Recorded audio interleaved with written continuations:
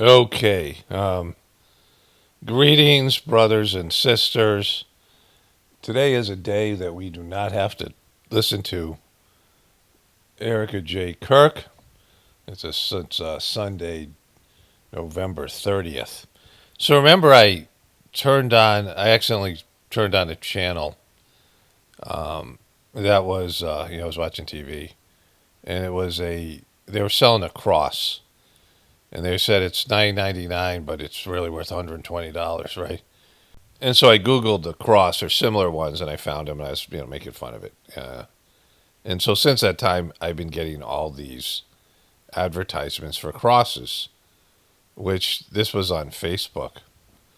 Do you see the square in the middle of it? This square has the entire Bible etched onto it. It does? The whole Bible? You can have a cross with the whole Bible you can't read? You can't read? Using cutting-edge technology. Let's go back to the beginning. Do you see the square in the middle of it? This square has the entire Bible etched onto it using cutting-edge technology. Cutting-edge technology. You can have the whole Bible within the cross. The symbol of the object that Jesus was tortured on for days before he was eventually died and then came back, or whatever the story is. I don't know what various people believe in terms of the resurrection, but this was a device he was tortured on the cross in a most brutal, fucking disgusting way, right? That people would, do that to somebody. Even a real hard criminal, like even somebody who's a total piece of shit, you got to have some self-restraint, right? Like you can just, you just got to kill them in a. Let's say you decide to have martial law, or decide to have, you're going to kill people who do certain things, right? In your justice system, you have to do it in the most humane way. Like you just have to do it in a painless way. You don't want to torture them or do these things because that says something about you. Like, you don't want to get involved in their shit, right? You don't want their disgusting, whatever evil behaviors that they were doing to affect the way you behave, right? So, like, it has nothing to do with them. Like, maybe they deserve to be tortured, maybe they don't. But that's not up to you, right? Like, like this whole thing. But, the cross and all the ways, just horrible people doing horrible shit to other people. And sometimes they were, like, innocent. Like, he wasn't a murderer. What did he do? He crossed the Pharisees. He was a little bit of a threat to the Roman Empire. He was talking about God, right? He was talking about God in a way that the religion and the people around that time. And, this is why the Old Testament shouldn't be a part of the New Testament because, the torture stuff came from the Old Testament, right? Anyways, either way, this is fucked up, right? They've used cutting-edge technology. Using cutting-edge technology. Can't believe it's possible? I don't blame you. At first, I couldn't believe it either. I couldn't believe it either. It's right there. We at Tenor use cutting-edge technology to engrave the entire Bible onto every single one of our pieces. See for yourself. This is a video of how it looks under a professional microscope. A professional microscope. You can see it right there. If you get a professional microscope, you can take your cross off and it's like read the Bible. Only if you have a professional one, not like the one you get at fucking Amazon. Like you gotta get a professional one. The one professionals use.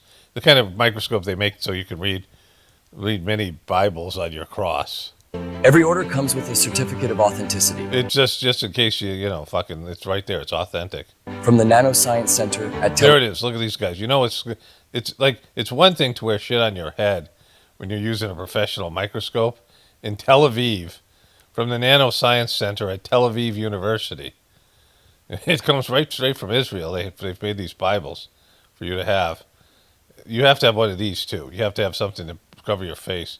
A non-existent mask that there's preventing nothing from getting through. Right? Like this is to keep hair. I guess he's got a beard. To keep from hair getting on the microscope. Tel Aviv University. Necklaces, bracelets, rings, and more. All are made out of premium materials, such as 14-karat gold, 18-karat gold, Italian leather, or 925 sterling silver. 925 sterling, not 925 sterling silver. And all of them contain all of God's word. This means that you and your loved ones can carry God's word close to your heart. It's God's word. close to your heart. all times, and is a constant reminder that no matter what you're going through, God is always there with you. God is always with you. Order now. You're not going to give me fucking pricing? I have to fucking click on something to get pricing and get all kinds of... The Nano Bible jewelry. So I'm going to get more ads for this. Like, it's tempting. I want to know how much it costs. Let me do it on a different browser so I'm not getting fucking bombarded with Tenor Nano Bible jewelry. If you insert your email, which I don't want to do, to this company in Tel Aviv that's selling Nano Bibles, this dude here, this dude with the man hands and the whatever, they have it here. No thanks.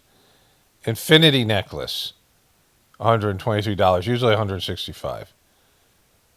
Serenity bracelet, $116, usually $155.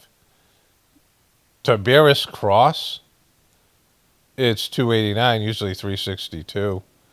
I mean, you're getting the dope. Shop men, shop women. It tells you about the nanotechnology. Frequently asked questions. Are you fucked in the head? What made you think to do this? Look, the nanotechnology, the squares, each one of these squares has the Bible in it. And you see it's right there. They polish it up, they put it out there. And you have it, the fucking Word of God. It's just right there for all of you to see. And a microchip to follow you around and to radiate you and make you a slave to the chosen peoples. Where's all this? How do you get over there? How do I get over here? Do I just pull this over or something? There's more shit over here. How do I get over there? Their website fucking blows. All right, so they say shop men and shop. Sold out. This one's sold out. Don't even bother with this one. It's sold out. Here's the one here. The one here is 186. So that's not sold out. It's usually $249. Tree of Life necklace. Boom. $149. I bet they make a killing of it. I bet some of you guys are going to buy this thing for me telling you about it. This one, the Eternal Love, look, it's got a petal symbol close to the heart in the heart. You know, the man-boy love symbol from the FBI. Stability bracelet, $116. It's got Italian leather. Remember, fine Italian leather. Fine Corinthian leather. $104 for the cross bracelet. So it's classic. A couple of earrings, each one with the Bible on it. You got two Bibles. You got a Bible on each ear. You can listen to the Bible in your left ear, right ear. You can listen to the Old Testament in one ear and the New Testament in the other. Not really like listen, but like it's right there by your ear, just in case you could hear what it's. You know, it's like a little tiny microscopic creature was, mouse was doing that kind of thing. It would tell you, could read it for you. The reflection ring, $159. So this is it. You can get your there it is, the Bible right there, and the microchip and the arsenic or whatever fucking thing they want to do. They get it's Eternal Love bracelet, $116, usually $155. Okay, I've had this up for a while. I saw this commercial. I cover these things, actor portrayals. I cover pharmaceutical commercials and their side effects. Even on an antidepressant, I was masking my depression. She was masking it. She was masking it with, boom, she's masking it. She's depressed, but she's masking it. Antidepressant, I was masking my depression.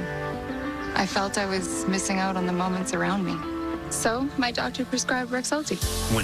Okay, so just, what I know from being a counselor, having people with mental illnesses in my family and friends, whatever, working in treatment centers, and then the Sajmark meditation, and like all I know about all this stuff.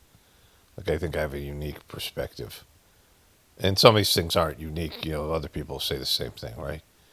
And so, I went through a dark period in my life. I don't know if I would be qualified. They might say I was depressed. But I didn't have a goal. Like I didn't have a purpose. I didn't have a reason to get up every day. I didn't have I didn't believe in the American dream. I didn't believe in it. I had no direction, right?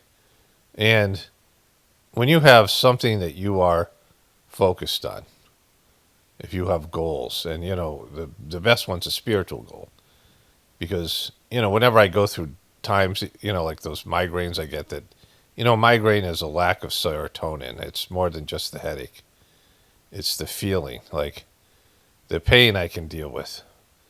It's just I feel completely, I don't have any motivation to do anything. It's just there's no serotonin is like a horrible thing, right? It's just low levels of serotonin, and people have that. It's like a regular condition without the migraine, and I can get through it because of the idea that it's cleaning, and there's I'm just going through this for I'm going through whenever I'm going through a difficult time, I know that it's going to end, and there's going to be spiritual benefit. Like I can even get pumped up to whatever extent, right? Because I have a spiritual goals and spiritual process and connection to my soul, and there's this, whatever. Because there's just shitty days you have, maybe shitty periods, and you go through dark times, like you lose a loved one, or there's just times that you have these things in your life, like there's things you can't do about, like they're part of your astrology, like they're part of your you're going to have these things, right? And so taking some medication that has all these side effects, and often kind of makes the problem worse. It's like this, you're going through this thing no matter what, right? And that's what nobody tells you. Like it's just, and some of it has to do with diet, and some of it has to do with your fucking life just sucking because you're not, a lot of it has to do with being incongruent with your soul and not being on your right true path, right? Like there's some kind of thing that you're missing. And like I said, not having goals, not having a purpose, and whatever. And so, so they say it's about brain chemistry, and there's no such thing as brain chemistry. Like your brain is connected, there's blood flow. I mean, there's certain enzymes and things in your brain that are not in other places. But your brain is like, there's no chemistry. Like it's just a stupid thing they say. Like we got to change your brain chemistry by taking a pill that goes into your body and then goes to your brain, right? Like they're not injecting something into your brain, like whatever the thing is. It's a whole thing, and it also has to do with your heart and all these other things. But when you wake up to some sort of spiritual purpose, most people are living lives where it's just a failed life. You're here to do something, and because the system's so sucky, and you just get beat down. Your all your pranic energy, all your life energy gets drained from you by your parents or your life, whatever. Your all these things you endure. And so again, I'm not offering medical advice here. I'm just saying there's a completely different way to look at it. Like, is this something where it's just who I am as a biological person, or is there something else that could be changed? Like, diet affects you, what you're putting in your body. Like, could it be that? Like, if I change my diet, if I found some other purpose, maybe, working a shitty job and seeing if you wake up every day and you don't want to die, but you don't, you're not living, and you're just, trudging through life with no purpose. And, whenever I've been in those situations where you're, like you're in like this gray kind of, when winter gets out there, we have this, like it starts getting gray here forever. It's like there's 2 months of just gray. It's the summers are great, the spring and fall are great, and then the winter kicks in. It's okay till about January. Then it's just like cloudy, shitty, gray day without any sunlight. Vitamin D, levels are down, like these kind of things.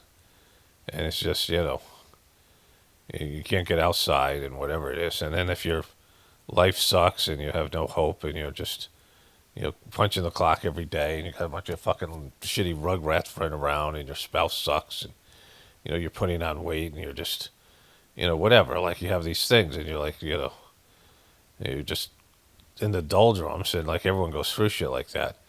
And their solution is to give you a pill that may or may not cause suicidal ideation, right? So let's get into it here. To an antidepressant, Rexulti was proven to significantly reduce depression symptoms, more than an antidepressant alone. She said Rexulti could provide a boost. For me, It's a boost. less depression meant enjoying the little things. Elderly people with dementia-related psychosis have increased risk of death or stroke. Okay, so if you're an old person, you can die or have a stroke. Antidepressants may increase suicidal thoughts and actions. So, and Worsen depression in children and young adults. so you might commit suicide or want to commit suicide, and there's 200 different medications that cause depression and or suicidal ideation. Usually they go hand in hand. So 200 medications, like just straight up, like just medications that are out there that are commonly used. Lots of them are SSRI things for your depression. And so, like, what the fuck, right? Like, you're taking something that's going to make your depression worse. And some of these things, it's like when you go to get off them, oftentimes what happens is they work immediately. Like, people take them, and I know about this, I didn't take any, but I know people that have, that this was the case. Like, it got better immediately. My ex is, one of her relatives took some and suggested she take some. And then, like, he was, I forget what it's called, but I'll remember it later. And then he was like, I feel amazing. It was like, I just looked like this thing was missing is now here. And he suggested she take some because she was, like, more fucked up than he was. And, she had been really abused. They had a fucked up family. And then 3 months later, he was trying to get off of them. They stopped working, and then its withdrawal from these things is really hard. I mean, like many of you guys know. And so, the fact is that they make things worse for many people. And if they work good in the beginning, that's great, but then your body reacts to them. And then they start having the opposite effect. They make you more depressed. And then now you have a fucking, like, addiction that you got to get, right? You got this thing, you just can't just go off them. Like, I talk about that when the system collapses. There's all these medications people are on. Call your healthcare provider right away to report new or sudden changes in mood, behavior, thoughts, or feelings, or if you develop suicidal thoughts or actions. Yeah, so that's fucking, you're taking something that could cause you to feel suicidal. Like, what the fuck, right? Like, and I think eventually it happens to almost everybody who takes it, right? Like, there's some... Report fever, stiff muscles, and confusion, which can be life-threatening, or... Fever, stiff muscles, and confusion, which can be life-threatening, or uncontrolled muscle movements, which may be permanent. Which may be permanent.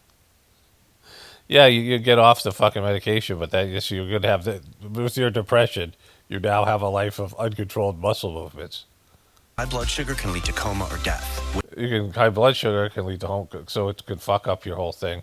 Weight gain, increased cholesterol, unusual urges, dizziness on standing, falls, seizures, trouble swallowing, or sleepiness may occur. Well, those are all bad things. Could a boost help you build on your progress? Ask your doctor about adding Rexulti. Boom. Sounds like a fucking win. It's a win-win. Interesting. Another, not, a little bit like the pedal symbol. So there's that. Rexulti. Okay, so I've left Candace Owens up on my toolbar, this thing, because I've covered a few things from it. And, I want to talk about haters, because I got another little clip that was recommended from me by Tucker Carlson. Now, you might think I hate some of these people I talk about, because, I'm kind of disrespectful, and I am, not so nice to the people that I talk, but it's more about how they are, they're not following a godly path, right?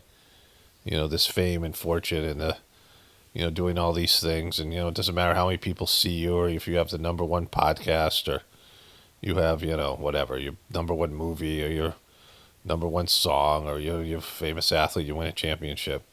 It's just your job, right? It doesn't validate you as a person. It's being successful on the material plane, which is great. You've worked hard, you've accomplished something. That's great on the material plane. It's great, but you still have to have a spiritual life, which is much more important. If that's your destiny, then great, you fulfilled your destiny. But then you have a spiritual life, which is something that's neglected, and it's not really fulfilled. If all you can do is religion, then fine. But if you can do more, then you have to do more. And so, in that, like I said, these people I have almost no reaction to them. Like Erica Kirk is harder for me to listen to. Candace Owens is annoying, but, it's not horrible. It's just like, whatever. I mean, it's a job. I wouldn't listen to it personally. Unless there was something, that was, like, interesting in the the thing, but whatever it is, it would be, I wouldn't know about it because I wouldn't be doing most of this stuff. I wouldn't I wouldn't be looking into Charlie Kirk or these other things if I didn't do this for a job. But anyways, what I want to talk today about is haters, right? People talk about the haters, and both Candace Owens and Tucker Carlson are going to talk about them here. Sometime last year, Phil Turney gifted me a Purple Heart he received after having survived the USS Liberty attack, as I did provide him the space to share incredibly story with the world. I deeply undeserving this honor, but look at it every day. It reminds me that I should be more courageous. I don't, the USS Liberty was bombed by Israel. And this was something Al Jazeera has a report that you can watch. I don't know how good Candace Owens' coverage of this is, but she maybe interviewed this guy, which would be, worth listening to maybe. I'm not going to do it, but, whatever. But she is, not the first person. Like, there are many people, I never covered this stuff, but there's many other people who've been covering this stuff for years, right? And they are, they're not a part of the show like Candace is. And so, there's a whole thing that was built by me and other people, millions of us, that these people are coming in on. A little bit Joe Rogan, Candace Owens, part of it, and Tucker Carlson. But they're all right-wing people who got Trump elected, which is a disaster. And they're not real truthers, right?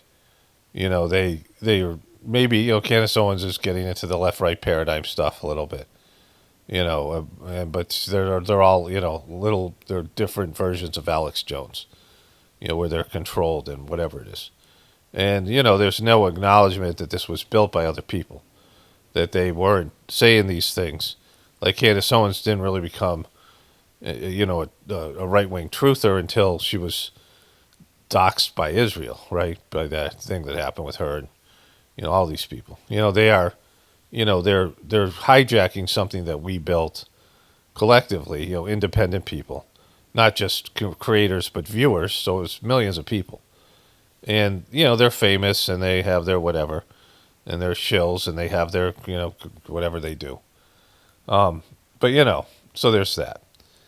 And in case another reason to hate the corruption of politicians, and this is their, episode.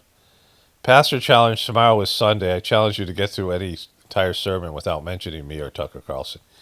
This is a little bitchy, everyone hates me kind of thing. Or these are my haters. Like constantly talking, she talks about this every episode. These people who are out to get her, this whole thing.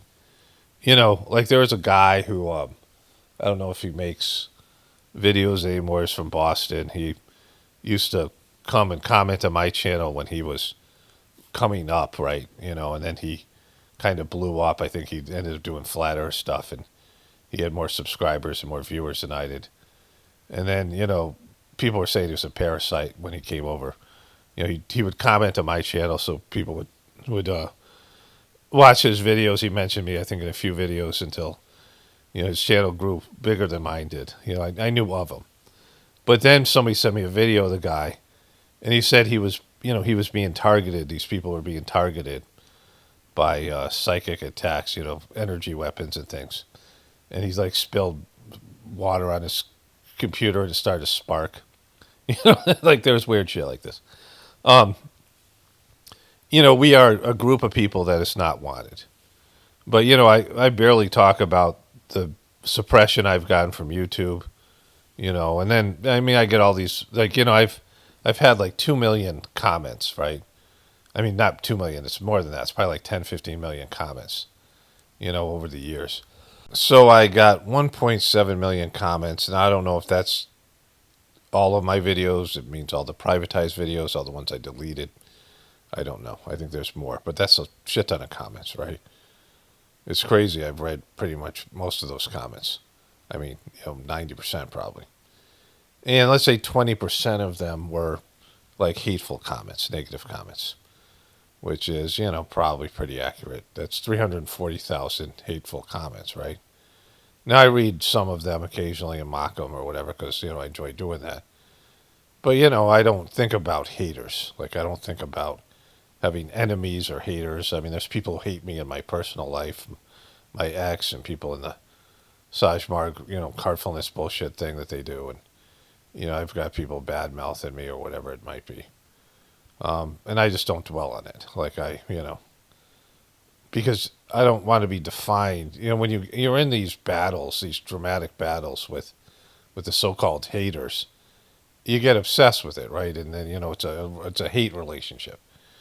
And, you know, like you don't want to, even if somebody's throwing hate at you, you don't want to throw hate back because, like, then they're sucking you down to their level, right? They're bringing you down to their level, and, you know, where you're miserable and hateful all the time, right?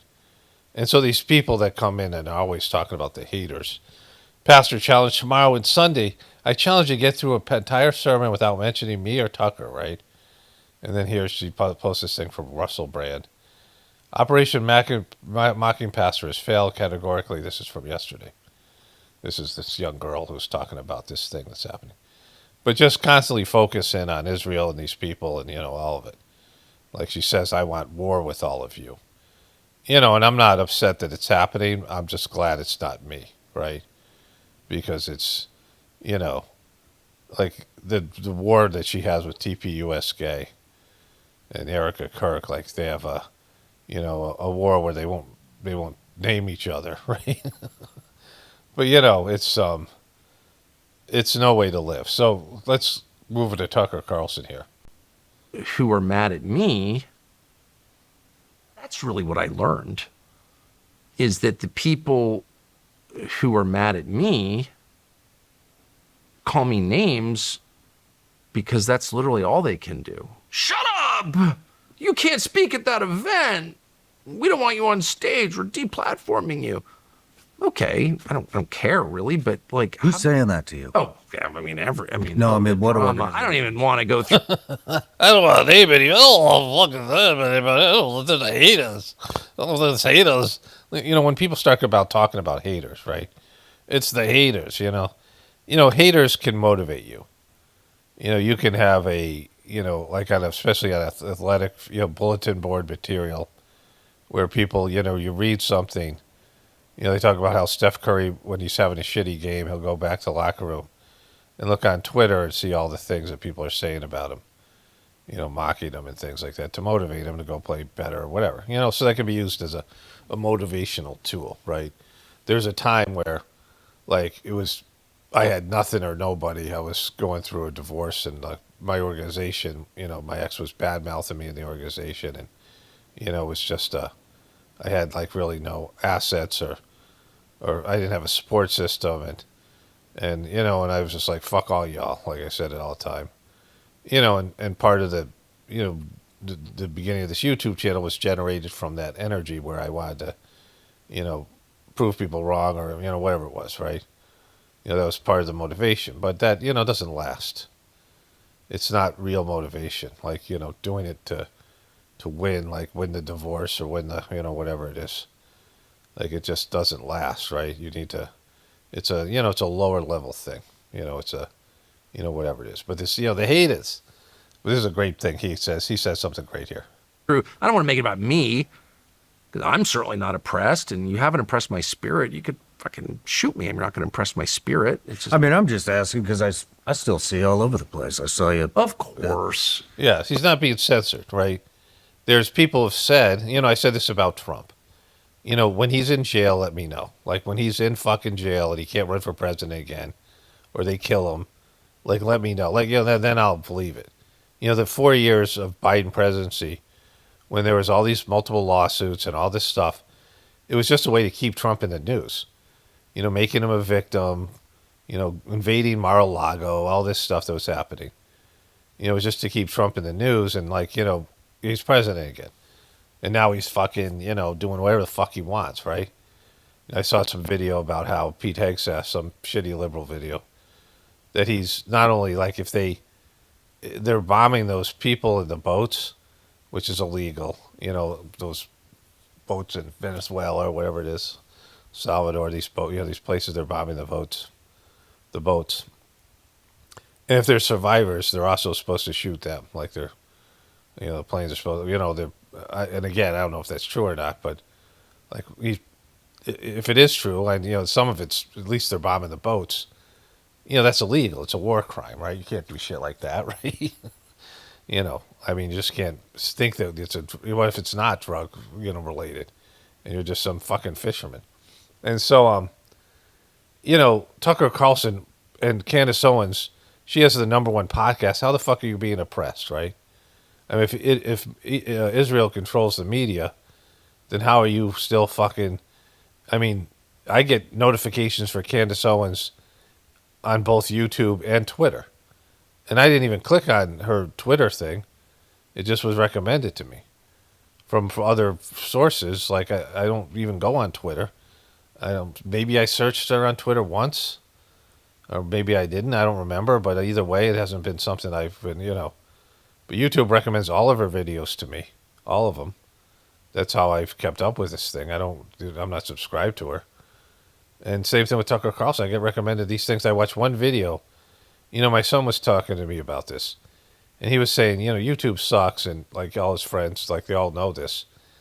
Because there'll be a person, a channel they're really interested in. And it's not necessarily a truther channel. My son was, doing gaming and other things. And they'll think the channels that he's really interested in.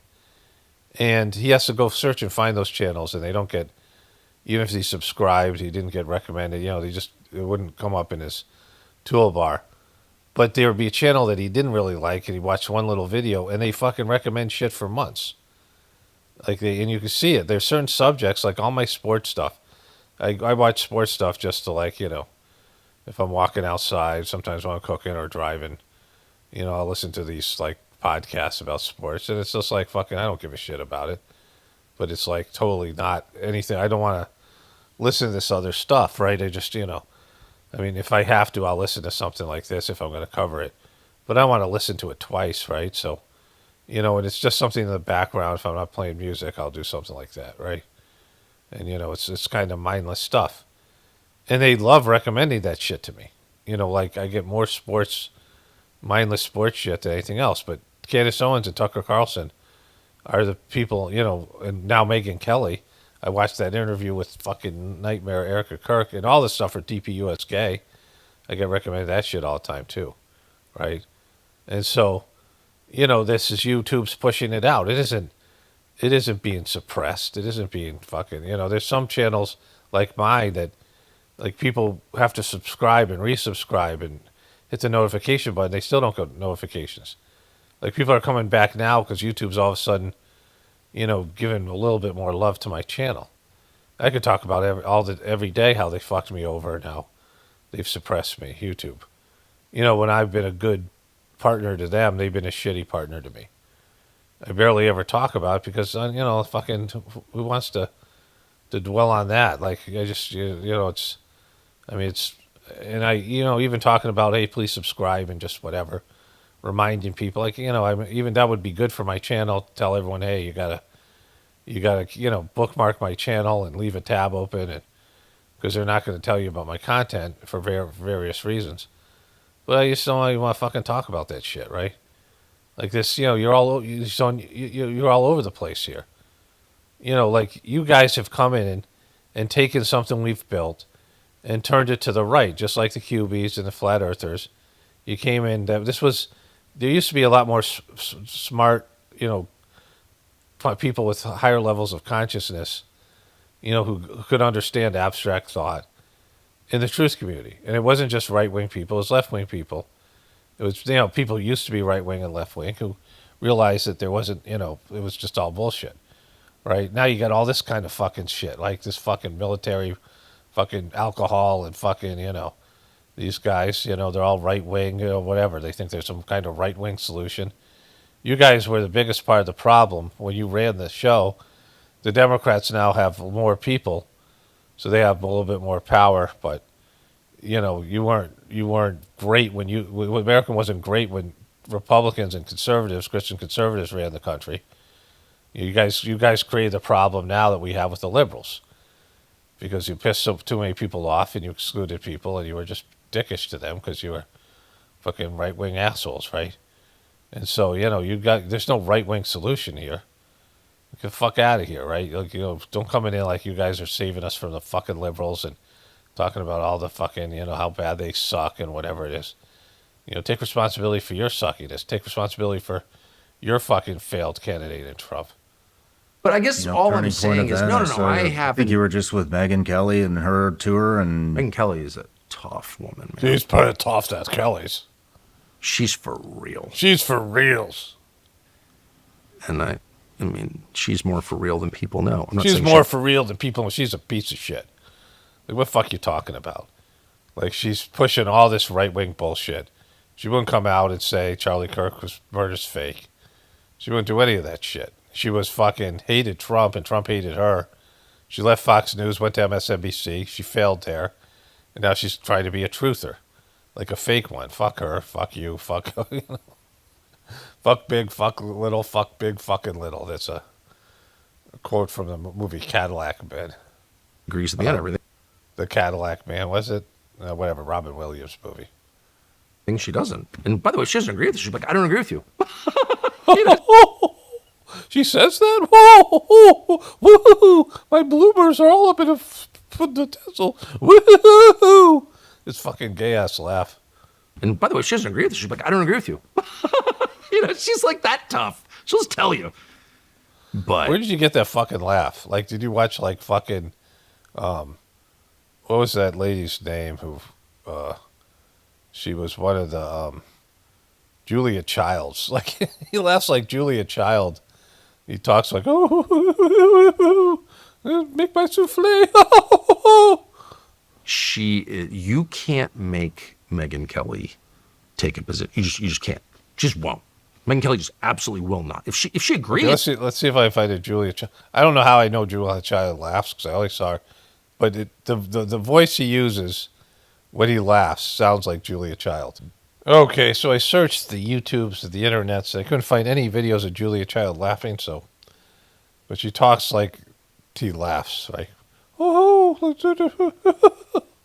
Right? Anyways. yes, of course she'll agree. But if she doesn't agree, you're not going to scare her into agreeing. Mm-hmm. But you do that with other people? You get other people to scare them into agreeing with you? There aren't a ton of people like that. There are some. They're all my friends. Even if I disagree with them, I just love people like that. I love that people I can't scare into agreeing with me. To be around them. I like to scare people into agreeing with me. She's one of them. No, but what's interesting is not that they've like really inconvenienced me. They haven't. They haven't, the haters. They have. This is what's called left-right cover, if you're not familiar with this term. It's when Marjorie Taylor Greene would say something and AOC would attack her. And she would get more street cred from the right because AOC was attacking her, right? And the same thing for AOC when Marjorie Taylor Greene would attack her. It was a symbiotic relationship. They both were promoting each other, like these fake rap feuds that happen right before both artists drop albums because it brings people awareness of their, it helps them sell records. And so, these people who are allegedly being attacked by Israel, why are they being promoted so much if Israel and Jewish people control the media and these platforms? Why are these people? It gives them credit for the people who are, against Zionism or whatever it might be, right? I mean, she got fired, Candace Owens, and she had a tough year, and now she has the #1 podcast? You think it's because fucking that happened organically? Right? Of course not. Like, Charlie Kirk was made by the people that, again, why do I get recommended videos all the time from these people? Like, I can't find a truther anyway. I don't even know who makes videos anymore. In terms of truthers, I don't even know what truthers are out there. That guy, Jimmy Dore. If somebody sends me a video from him, I get recommended. They recommend that guy. But like the old school organic truthers that aren't famous, that aren't, comedians. I mean, all these people that come into the truth community with some fame, they've been successful and famous in some other arena, and they come in the truth community and people are like, oh, this person's great. And all of a sudden they get all kinds of love from YouTube and they're being pushed out there. But, regular truthers have been here forever. Like there's people who, just disappeared altogether. They all just give up after a while. People I used to listen to, people used to make quality content, not like mine, but, similar, whatever it is. At least they're organic, real people. And so, it's, again, you're not being suppressed. You don't have haters. Like you have people who have pushed you up. Like there are two of the number one people are Tucker Carlson, Megyn Kelly now as well, and Candace Owens, right? Now, they're not real truthers. They're taking, they're parasites that have taken what we've done, we've built, and things like this, and they're promoting their own bullshit, their right-wing agenda, and they haven't really. I mean, Candace Owens gone after Trump, like she's the best of the three, because she's like saying the left-right paradigm, and like Marjorie Taylor Greene saying the uniparty, like that's a step in the right direction, breaking away from the right, but they're still right-wing people with right-wing beliefs, right-wing policies. There's none of that shit. Like there's the truth in every circumstance, right? There's no right wing, there's no left wing. There's the right thing to do, and then there's everything else. There's what God wants us to do, or what the divinity wants you to do. The divinity, maybe not even wants, is giving you the opportunity to do the godly thing, right? There's one thing, the right thing in every circumstance. And it's also about attitude. But, even if you have to do the wrong thing because it's just what the system needs, you can surrender it to God and say, if you want me to do it, not do this or whatever, which seems like the wrong thing. Sometimes like God wants the system destroyed. So is Trump doing the wrong thing? Well, no, because, it's time. Like the system has to go at some point, right? It's a shitty system. It's a demonic system. Even though we don't want that, God is like, who gives a shit what we want, right? So anyways. It's that they've revealed who they are. So like, well, reveal them. Name fucking names, right? He's going to name Ben Shapiro coming up, but like that's nothing. That's nobody. They've revealed who they are. They did this with Fuentes. This is the thing I learned, is that Fuentes, I didn't know much about him, to be honest. I don't know who he is. I could put him on my show. Everyone was pissed off at me. I didn't know. Just too old for this shit. I'm just too old for this shit. It's not my generation, so I just didn't know. But Nick Fuentes first became known freshman year of college, like first month of college. He's a student at BU, and he put something on the internet, Twitter or something, and basically like, why does Israel control our Congress? Something like that. He's a college freshman. And Ben Shapiro, sitting at like command center somewhere, is like, what? A college student who's not on board with the program? Destroy him. And Ben Is that what he said? That doesn't sound like Ben. Shapiro tries to, quote, cancel this kid. He's a fucking college student. He's a freshman from Chicago. Rather than just call the guy and be like, hey, actually, I saw what you said. I don't like it. But there are reasons that we're allied with Israel, and like it really helps us. Or whatever, make your case whatever your case is. His first instinct was, this man must be destroyed. He can never have a job in Con Inc. Yeah, and so what happened? Like, is he way more famous, right? When Ben Shapiro named him, like, it's one of the things that happens to you. When one of these people in the show name you, and then all of a sudden you're part of the show, right? Like, so was he really this guy that you're talking about, or is he just a part? Like, Nick Fuentes is, like, I think just another piece of shit. He's not, like, I've heard him a few times. He's got nothing to offer. He's not like a real truther or something, a real whatever. But, like, did he get bigger by being named by Ben Shapiro? Yeah. This is controlled opposition, right? You get invited into the show, and you're there for a reason. Like, there's no haters. You guys are symbiotic with each other. You're helping each other. Your haters are helping you. They're helping you with your audience, and they're helping you get out your stuff, and you're not being suppressed by social media. You're not being suppressed by YouTube. From this thing with Sean Ryan and Tucker Carlson, they've recommended 5 videos to me. YouTube has, right? 5 fucking videos. They recommended this twice. I searched for it, couldn't find it, because the thing said you've lost. But Tucker Carlson, then I found it in their longer interview. But they put like there's a title of the video, and then there's there was text on their, like across the screen. You can sometimes see that with a video. They'll put something. They'll write something on the, on the video thumbnail. You'll see Tucker Carlson sitting with this guy, Sean Ryan, and then across the middle of it, it'll say they said, "You've lost." Like they want to suck you into, And I thought they were talking about each other, but they were talking about he's talking about the haters. And what if the haters lost, right? This is coming up here. No one can hire him. And how'd that work for you, Ben Shapiro? Well, of course, it didn't work at all. Nick Fuentes is way bigger than Ben Shapiro. Yeah, so it's crazy. Has ever been. Way more influential than Ben Shapiro has ever been. You can't cancel an idea. It just does not work. Let's kill Jesus. Okay, how'd that work? World's biggest religion. Yeah, but Jesus' actual message is gone. The essence of Jesus and the teachings he was putting out there is gone. So yeah, it did work. It wasn't that Jesus wanted to die. Like, as far as I know, like there's a relationship between Jesus and Gandhi. They were kind of on the same level. Social reformers, provoked people on purpose, the powerful people, like turning over you don't do shit as a spiritual person. You don't go into the church and turn over the temple and turn over the money changer tables. You don't do that, right? You as a spiritual person, that's too aggressive. Like you can't. You're trying to win those people over. You're there for everybody. You're doing things to pop. Like you're doing something dramatic. A lot of shit that Jesus did. Some of the miracles he didn't have permission from God.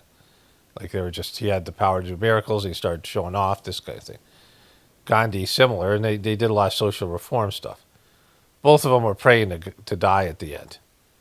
Like they just wanted out. Gandhi was a lot older. But this happens to a lot of saints. You're like, fuck, this sucks. People fucking suck. Get me the fuck out of there. This is a failure. And the crucifixion came out of that. And so, but it had nothing to do with them killing him or suppressing him.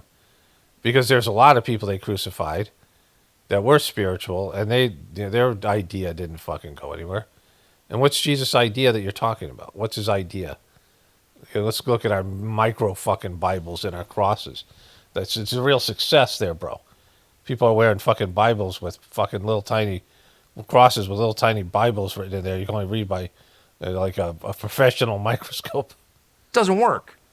And any wise person knows that. So the only way, liberals used to say this, they don't believe it apparently anymore, but the only way to stop bad ideas is by countering them with good ideas. You want to defeat lies, tell the truth. It's literally that simple. And as if I needed to be reminded of that, the last month, I don't think a single person has ever made the case that I'm wrong, that Nick Fuentes is... Yeah, I made the case when you were promoting martial law like a fucking complete dildo. Like martial law is always bad and it's always against the truthful principles. Whatever else he's still on board with a lot of Trump bullshit. And so, yeah, the case has been made against you. You just don't acknowledge real people, like real ones. Like you're not going to talk about this video or the stuff I'm saying to you here. Like you would never say that shit, right? When I called this piece of shit out for being mocking that guy Adam and the Man, who was another like fucking winner, but who asked him about 9/11, and he was like, come on. And now he comes out years later and interviews a woman who, one of the surviving like wives of the people who died there. He's changed his position, but he's still like fucking way behind everybody in the truth community, and he's taking lots of shekels. I mean, he's a wealthy person. He's got his shekels too, right? On the Jew hatred stuff is wrong. Period. And I said that. The white hatred, black hatred, Jew hatred, Malaysian hatred, Bedouin hatred, it's all wrong. It's all wrong. It's wrong. I'm going out on a limb here saying it's all wrong. It's all wrong. I believe that as much as I believe anything. Okay. But the rest of it, his analysis, which is actually smart and in a lot of cases true, no one's even attempted to rebut it. 95% or whatever the number is of members of Congress. Okay, so let me just find the one part here. Okay, so here's what I'm talking about. These guys on the left here are 3 ex-NBA players that are now on Amazon Prime has NBA. And they're horrible. The show's horrible. don't watch it. I've never watched a YouTube video from them. And so there's no reason for YouTube to recommend that. Not going to click on it. Here's the You've Lost, right? And they show Ben Shapiro and Nick fucking Fuentes.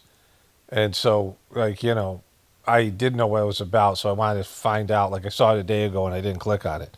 But they brought it back up, right? I couldn't find it on either of their channels. I looked for it, and then I found the script, and they're talking about the haters have lost. And here's Candace Owens defended by Officer Tatum. Again, like, I don't, you know, Trump says Venezuela airspace should be considered a war zone. There's a video this morning I told you about. Some guy, liberal guy, was saying they're trying to suppress this video. YouTube is. And I'm like, well, then why did you recommend it to me? I don't get any liberal shit. Like, I get 1 out of 50 videos that are about liberal stuff. So how am I getting it? If it's being suppressed, you fucking lying piece of shit. So here comes. Farmers take APAC money? How is that good? Shut up, Nazi! So if that's your only defense, you've lost. Yeah. Well, what have you lost? What did you lose? Views? You've lost public opinion? Who gives a shit about that? Powerless people without any fucking limp dick fucking people. The only thing they could do is these lame ass fucking gay ass protests where they come out, fucking, no kings. You know what the fuck you're talking about, right? Well, I mean, who's lost? Israel's lost. The powers that lost, you know, Trump's fucking president. He's doing whatever the fuck he wants. Israel just demolished the country they want to absorb. You know, maybe they can't do all the things they want to do, but they haven't lost. What are you talking about? Like, a lot of people now have negative opinion about Israel and are talking about on fucking social media. That's not losing. What do you mean you've lost? Like, you know, it's a silly thing to say. Yeah, your channel gets lots of views when you talk about this, and nothing fucking comes of it. You're not changing anything from happening. You've lost. You didn't even enter the game. We're playing different games. I'm trying to tell the truth, convince people that what I think is true. Oh, you mean they didn't engage with you in a fucking dialogue, so they've lost? So everyone can listen to your thing? It sounds more reasonable? Well, you're being promoted by them. It's fucking just a, you know, like a release valve, like a pressure valve. Oh, yeah, we all know, we can all say that Israel fucked us over. Have you cut off any funding to Israel? Has anything stopped? Are they still killing fucking more people over there in Gaza? Yeah.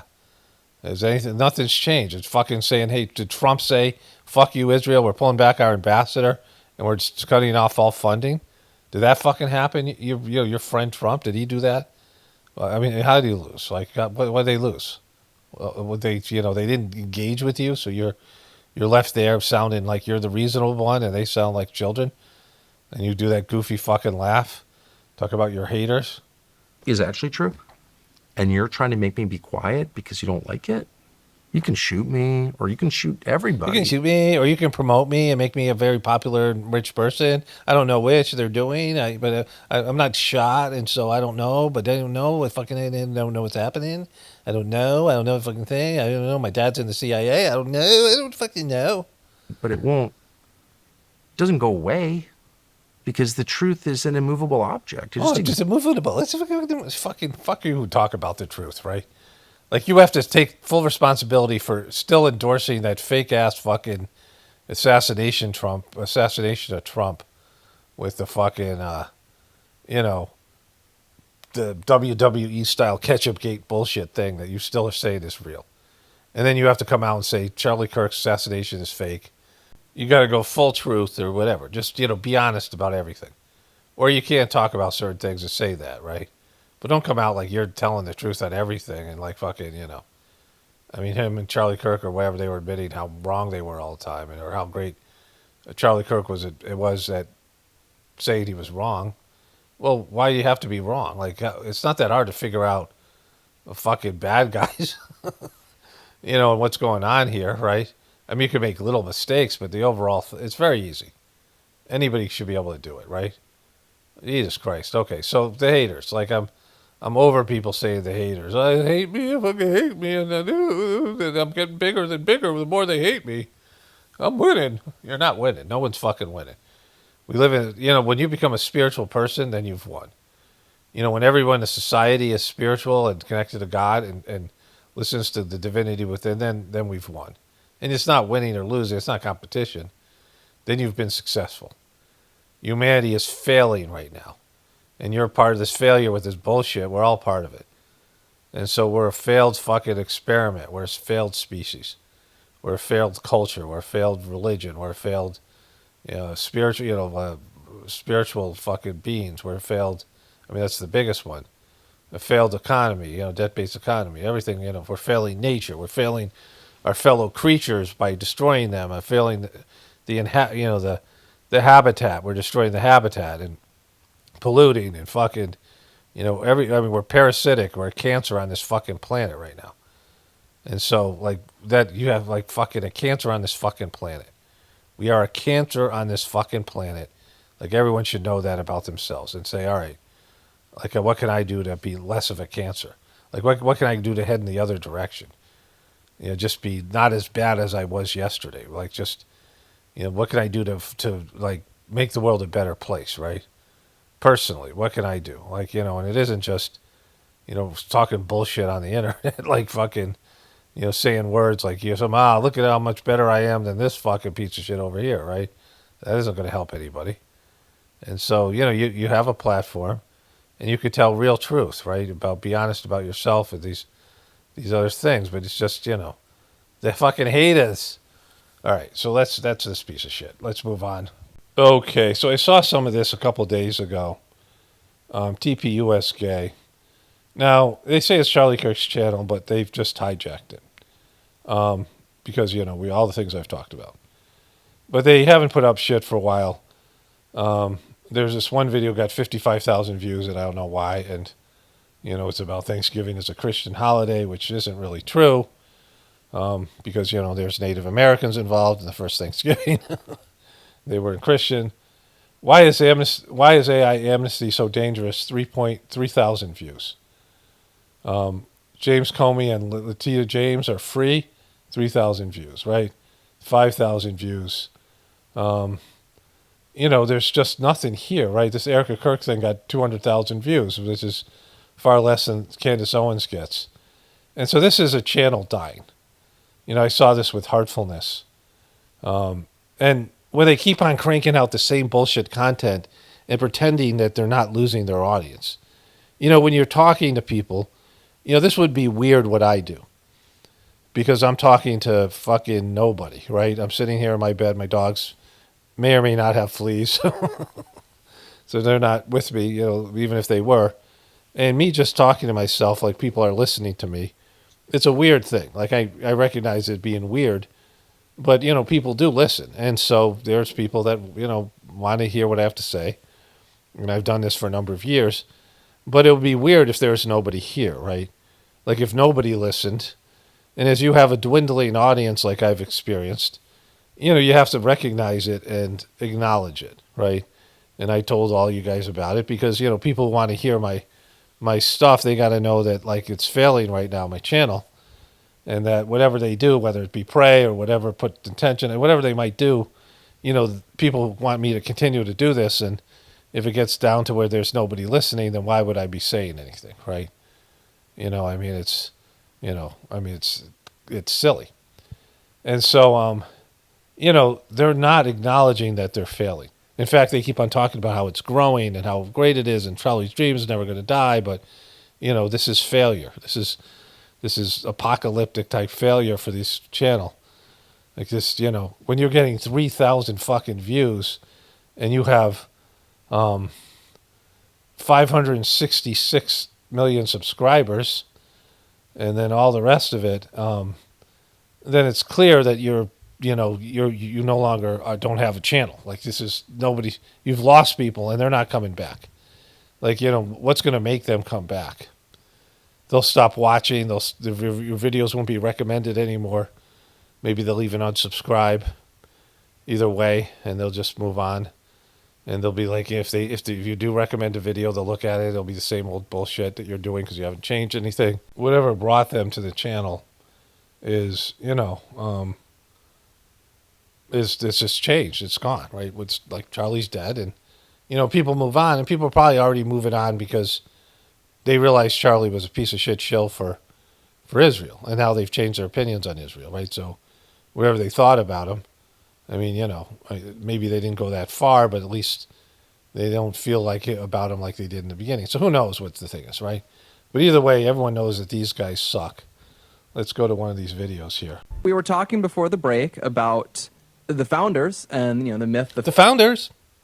So if this guy, Blake Neff, right? founders were all, proto-modern atheists and such. Down, And so I was so looking when you look at this guy, you think, well, maybe he's gay, right? You meet this guy. I mean, he's not, it's not like so sure, but it's like, he's gay adjacent, right? You meet this guy, he looks kind of like a twink. It's a great name, and you're like, he's kind of effeminate, kind of annoying, right? Not, I'm not sure why somebody's not funny. He's not, this guy has his own YouTube channel. He's coming into this, and I don't know if this guy ever was with Charlie. It was part of his little sidekicks, but sometimes you have annoying sidekicks that are, that are there to be whatever. I mean, I don't know what I could go back to their old videos, and I don't want to, but he's been put out front as kind of like a co-host. I talk about these two guys being two beta males sharing one testicle, right? Very effeminate, very gay acting, and then just not likable. Like not, they wouldn't put this guy on, Queer Eye for a Straight Guy kind of thing. It's not like he's fun and entertaining and, people are interested in what he has to say things that are outrageous. at some of, the early Thanksgiving stuff. So George Washington was proclaiming days of Thanksgiving in the middle of the Revolutionary War, notably after the battle at Saratoga, which was the victory that really opened the way for America. This is the video that got lots of content. I guess these might be senators or somebody. These fucking ghouls down here, right? To actually win that conflict. Multiple, and then we had proclamations of Thanksgiving by the Continental Congress or the Confederation Congress during that fun period where we didn't have the Constitution yet. And then this one really stood out to me as remarkable. Basically, okay, no one gives a shit, right? Let's move on to somebody else. Back and forth, and Charlie, I think, had the ultimate slapdown video. I think we're just going to have to play it when we get it.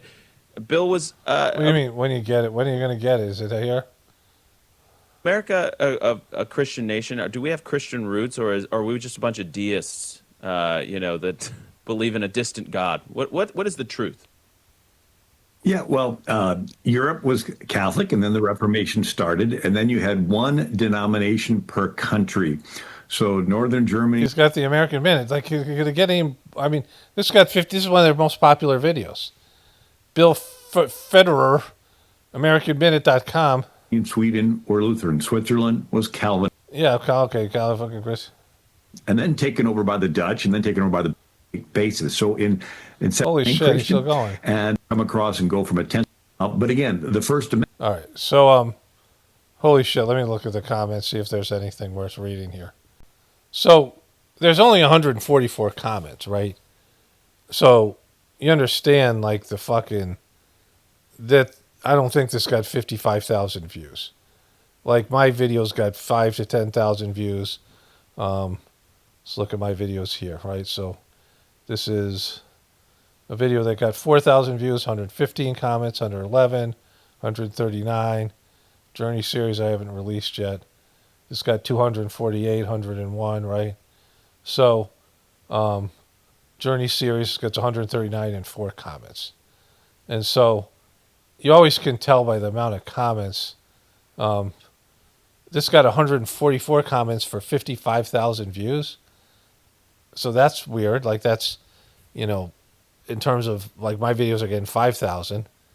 So what is that? It's 10 times more, 11 times more views, right?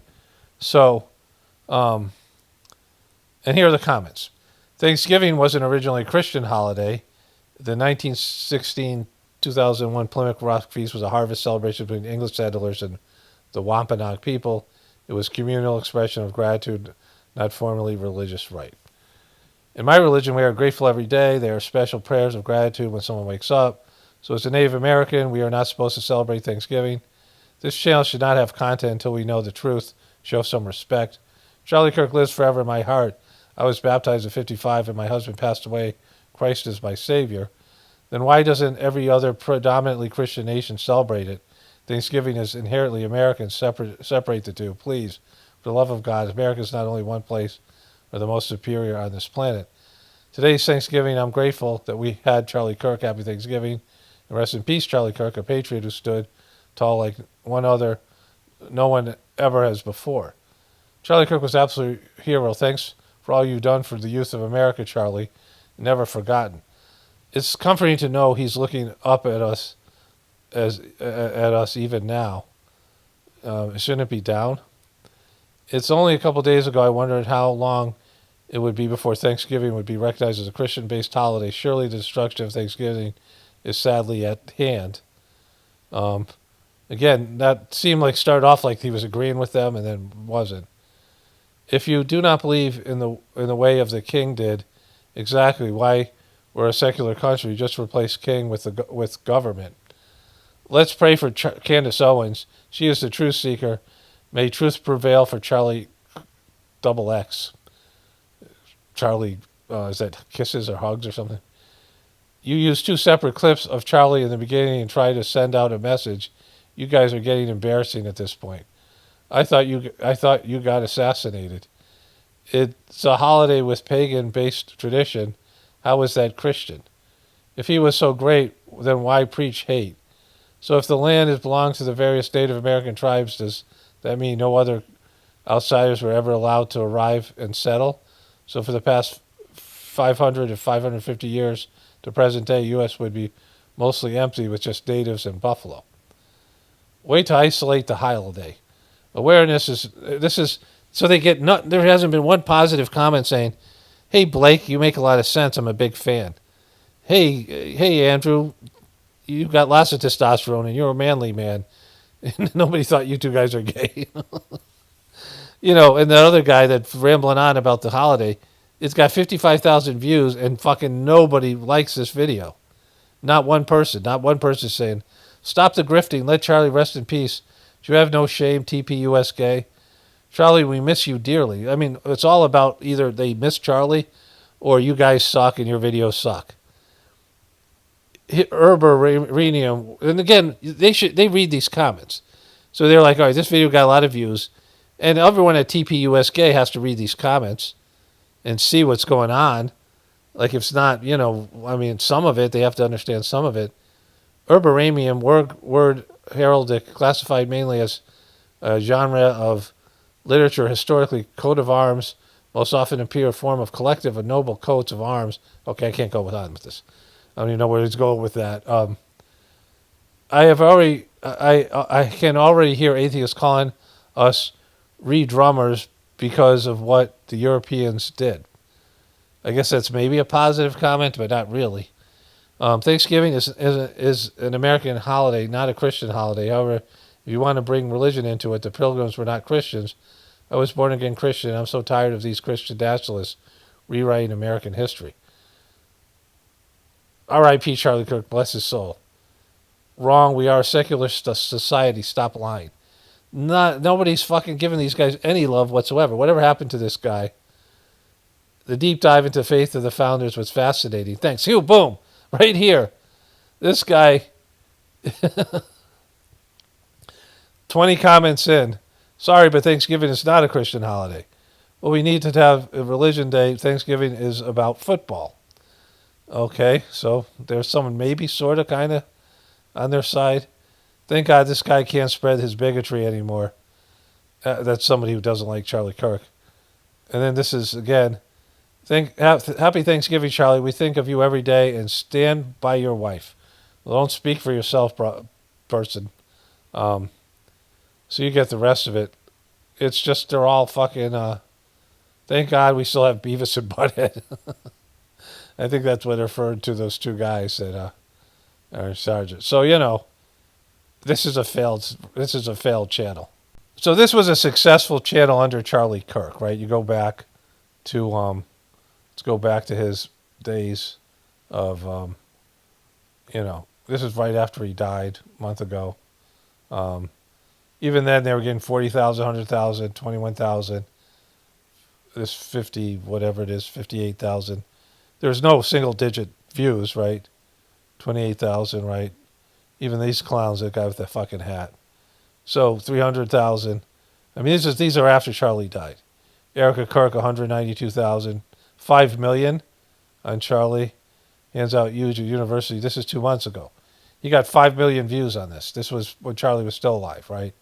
5 million, 800,000, 300,000, 1.1 million, 1.2 million, 2.2 million, 350,000. Like, that's a bad video. 154,000 is a bad video for him, right? So this is back when people came to this channel. 1.3 million, 300,000. So, you got single digit fucking shit here, right? 92,000. That'd be great for them today. 64,000, right? Like, 23,000. Like, some small ones. But most of these things, there's 2.2 million.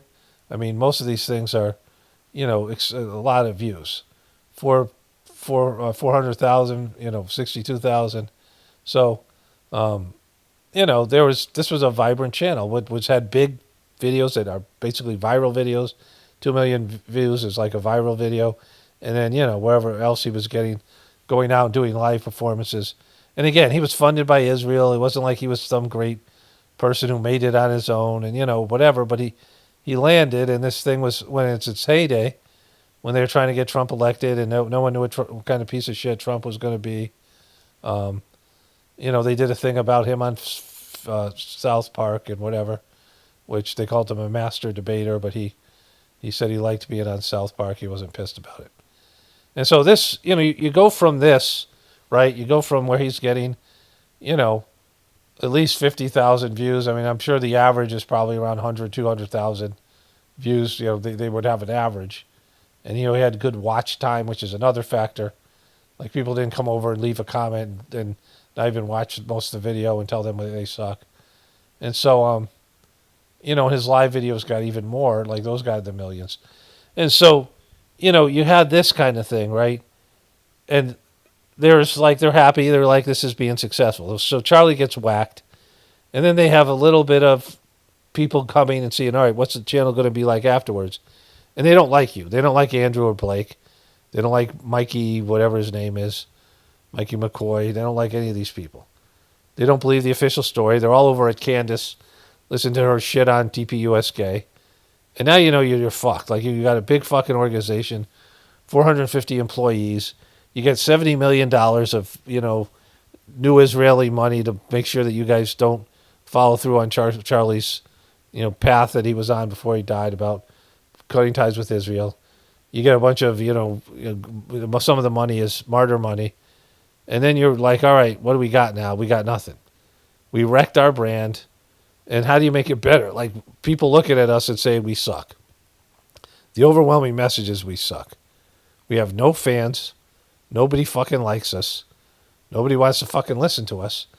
And Erica Kirk's act is fucking wearing thin. And so, remembering an American hero, Hulk Hogan, I mean, he had a lot of shitty content too. Charlie's a shackled up piece of shit. But he had fans, right? And so, and now he doesn't. And so now he's like, even his videos aren't getting any views. People have tuned you out, right? People aren't, aren't tuning you in anymore. You're not being propped up anymore.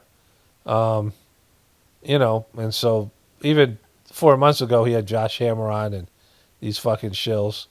And so, all right, so this is what happens when you fail. And then you have to figure out a way to not fail. But the things that they would do to not fail would to make the same kind of content that Candace Owens. I mean, the answer is right there. Candace Owens has got the #1 fucking podcast, and you guys have like a dying fucking channel. And, there's basically a similar format. So what you have to do is do what she's doing, investigate Charlie's real murderer. Don't accept the official story and go into that shit. And you have enough information. You guys know, because you guys were, Judased him, right? So you can't do that. So you're just going to make bad content until your channel like totally disappears, and like there's just everyone gets fired, and like TPUSA goes away, TPUSGay goes away. Okay, so I don't know if somebody sent this to me on Instagram. My wife sent it to me. It was a Twitter video that was from TMZ, so they copyright everything. So I found the original video. It speaks for itself. Nice thing to hear. Yeah. He laid 2 eggs. Oh, wait, let's go back here. She's talking, let's go back a little bit here since we know what she's talking about here. She's got a dude's voice. Of years, both my parents passed away within the last few years, and literally the only bright spot in the whole time came from him. So I really owe him. Wow, that's nice. Yeah. That's a nice thing to hear. Yeah. He laid. She's talking about her daughter's boyfriend. He laid 2 eggs in a week. Is what the bright spot was. Who did? The boyfriend did.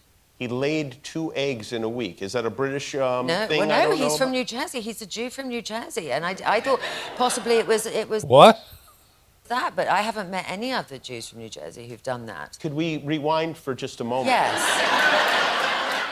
His religion aside, I don't think it's connected at all. You don't think so? No, I've done a poll. What does that mean, he's laid 2 eggs in a week? Well, he said, I've laid an egg. And of course I was like, okay, trying to pull focus on the cancer operation, But it had a shell and a yolk. Hold on a second. Yeah. And the egg came out of his body? Yes, I'm not out of his mouth or ears. It came out the route that it would come out of a hen. I mean, maybe she's trolling, but why? I like good trolling when people just make, this is dry sense of humor. I think she's done practical jokes before. Don't know much about her. She's got a dude's voice. She must have had cancer. But here. Came out his egg hole. Well, not his vagina. Yeah. I mean, he went to the bathroom and then was very surprised to find that he had laid an egg. Are you sure it wasn't one of his testicles? I'm absolutely certain. No, because I got very involved in this. Because I really did need a distraction because everything was so horrible.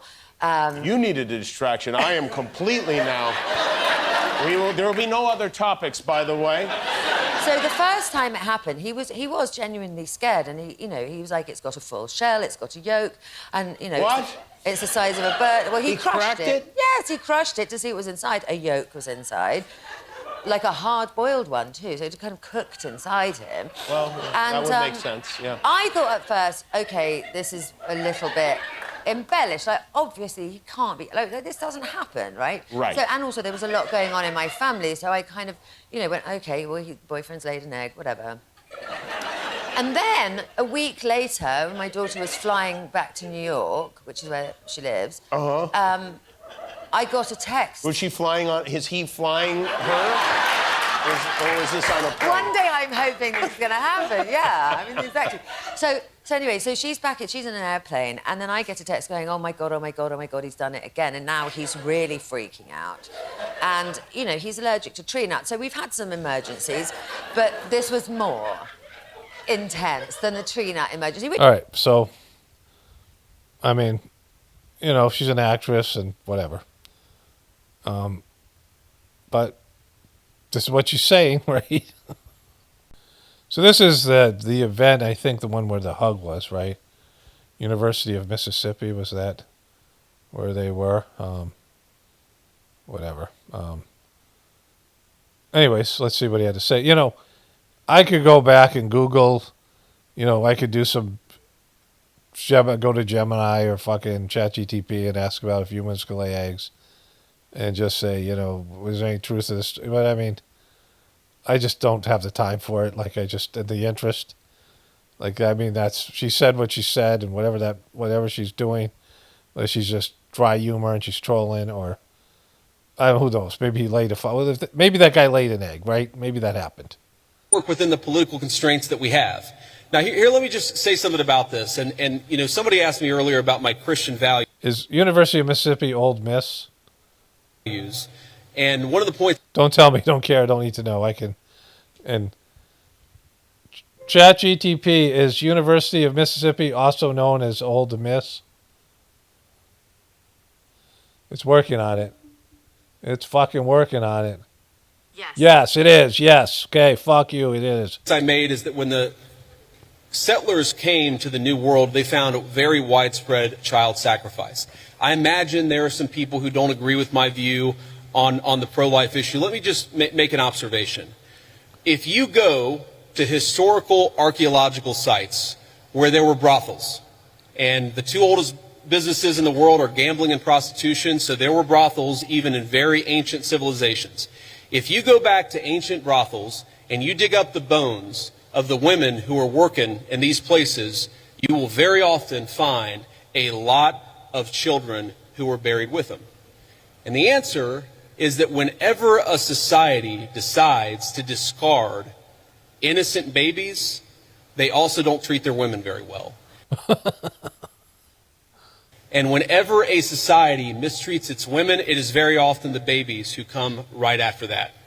There is a reason why Christian civilization ended the practice of child sacrifice all over the world. You know, these fucking Christians lap this shit up, right?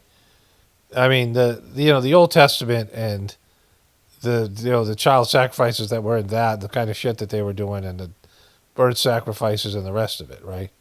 Where they were, sacrificing children to Moloch and all those other fucking, Baal and all that shit. There was a video where they admitted doing that, which we saw in the old, the Chicago World's Fair. And this Christian religion comes out of that and is still connected to those biblical teachings in the Bible. And, Israel just killed fucking as many as 300,000 children, many of them infants, babies, toddlers, under the age of 5, maybe 300,000. At the very minimum, 20,000 is what they're saying. I mean, they're admitting at least to 20,000, right? As much as they're admitting to it. And this guy and Trump have pushed for that, right? When Biden was leaving Afghanistan, he made up this bullshit thing called ISIS-K. And then he droned kids, 8 of them. And I didn't hear any of these motherfuckers say boo on this. Maybe they did. I don't, there's no record of it. But they've never been against war. When you make weapons of war, you're killing fucking children. We were the number one producer, this Christian fucking nation, of weapons of mass destruction that we put out all over the world that we've given to all these people. And they always end up killing kids. We have done economic sanctions, which they don't talk about. And when you do economic sanctions, and it causes starvation issues in a society, which it inevitably does, it's kids that die. Madeleine Albright under Clinton admitting 500,000 Iraqi children died, and that it was worth it. Because economic sanctions aren't as bad as war, so it's worth it they did that, right? And so, he's a lying piece of shit. The other piece to this is, I didn't know who this guy was, didn't like him. He's weird. He's got the weird fucking eyeliner. He's just kind of he's a fucking creep, right? But, I didn't know why. And then there was a period of time where there was this rumor that Haitians were eating pets in Springfield, Ohio, which we know was bullshit because they haven't said boo about it since the night that Trump announced it in the debate. And he went and talked to the mayor of the town, who was a Republican. He said, please don't fucking run with this story. It's, some woman posted on Facebook, her friend lost her cat and the Haitians must have eaten it. And it went viral. And the woman later found her cat, and the other woman retracted her statement. But this guy found out it wasn't true and told Trump, and Trump said, fuck it, I don't care, and announced it. And this guy went along with it, knowing that Trump was lying and demonizing these Haitian people. And Springfield, Ohio, and the Haitian immigrants haven't been an issue since. Like, they haven't focused on them. If they did, it would be bullshit. Because they're lying sacks of shit, right? And so don't talk about the Christian religion, which with the fucking all the shit that Christians have done in terms of fucking genocide that they've committed, all the kids that they've fucking abused, sexually abused and killed, mass grave sites at all these different places, at these Catholic schools and Christian schools, forcing Irish and Scottish kids to stop speaking their native language and strip them of their culture and beat them and bully them into being fucking Christians. I mean, there's a long history of bad shit, like fucking based in this bullshit thing that the only way to get to heaven is through your fucking bullshit religion. So fuck you and fuck the horse you rode in on, you fucking makeup wearing piece of shit, right? World, and it's one of the great accomplishments of Christian civilization. I believe that we should try to be protecting every unborn life. There's a question of exactly how we do it, but I would never say that anyone's life. Yeah, okay, but you don't. You protect the.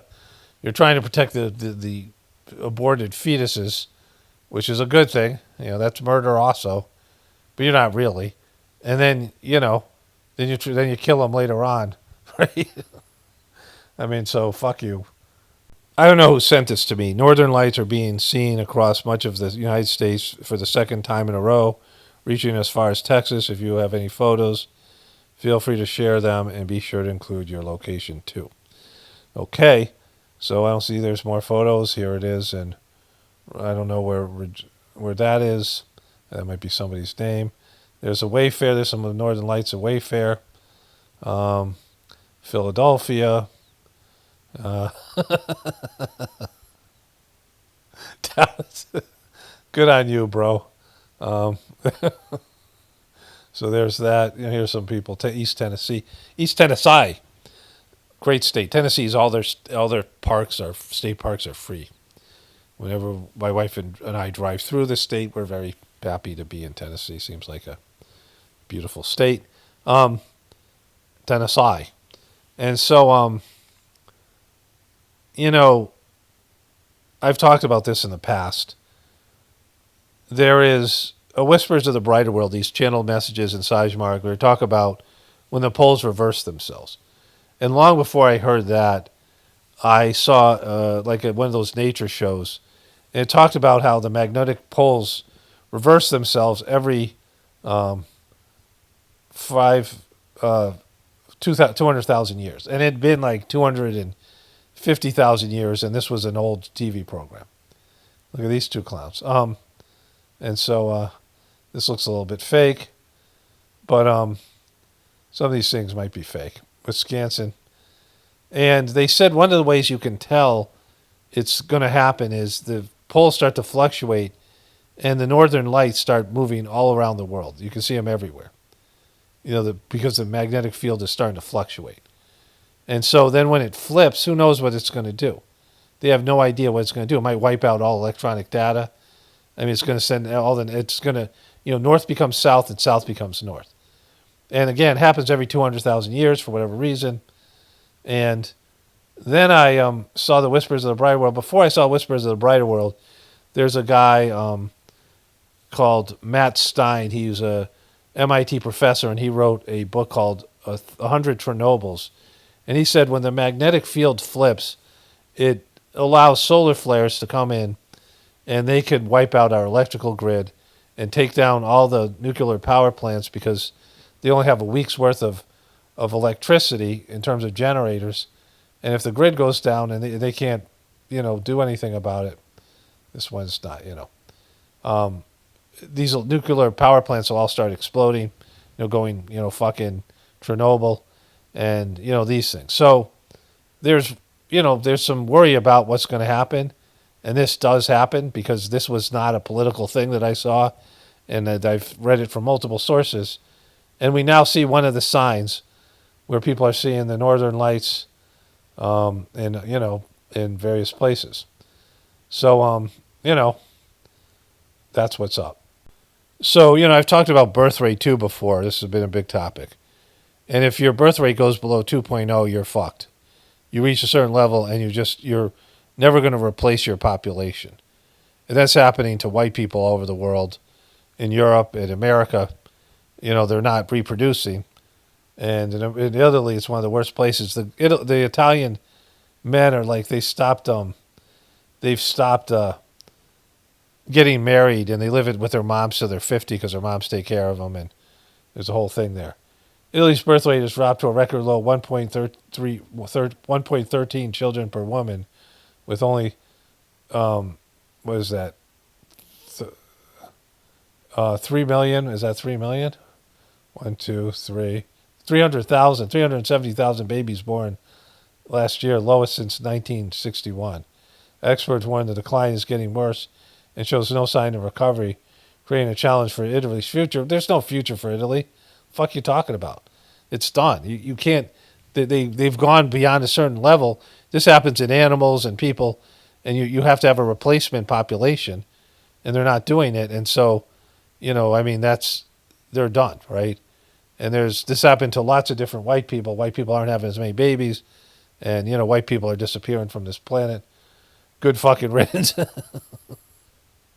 So a lot of things like this. There's a lot of these signs of the apocalypse. And then one more here. The Talmud, this is stuff people have said.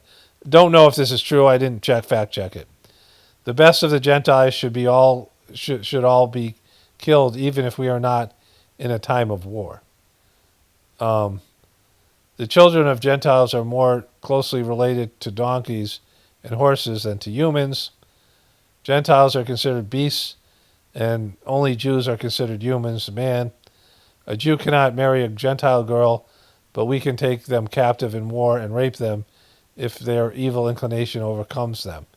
The sages have decreed that the daughters of the Gentiles are full of in a state of filth from birth to the cradle. So, I don't know. Let me put this photo in Gemini because, and if not, I'll put it in ChatGTP. So I want to be clear on this. I don't think this is the attitude of I know this isn't the attitude of every Jewish person.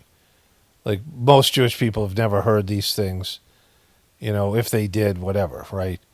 They don't believe in them or whatever it is, right?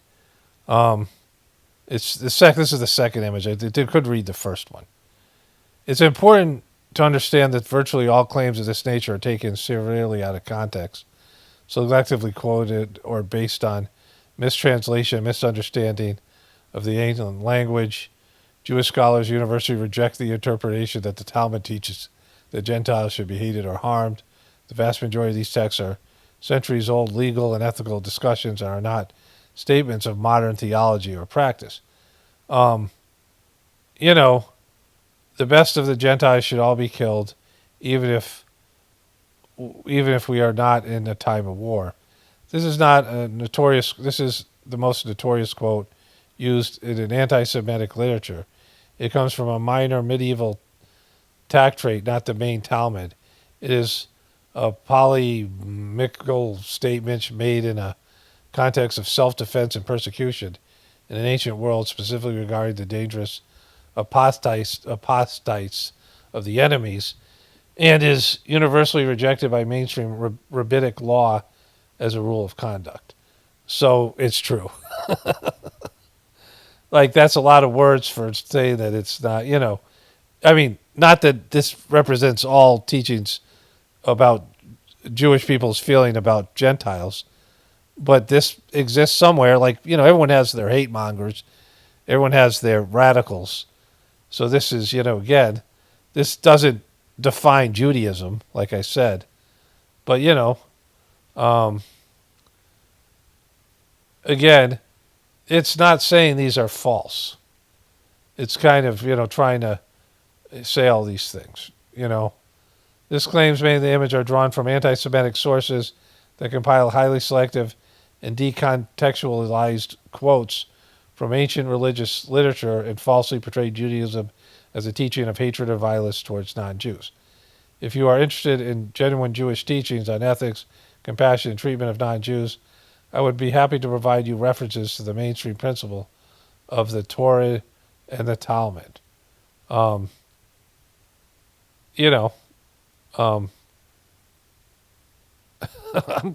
thanks. Like, I don't care about any of this stuff.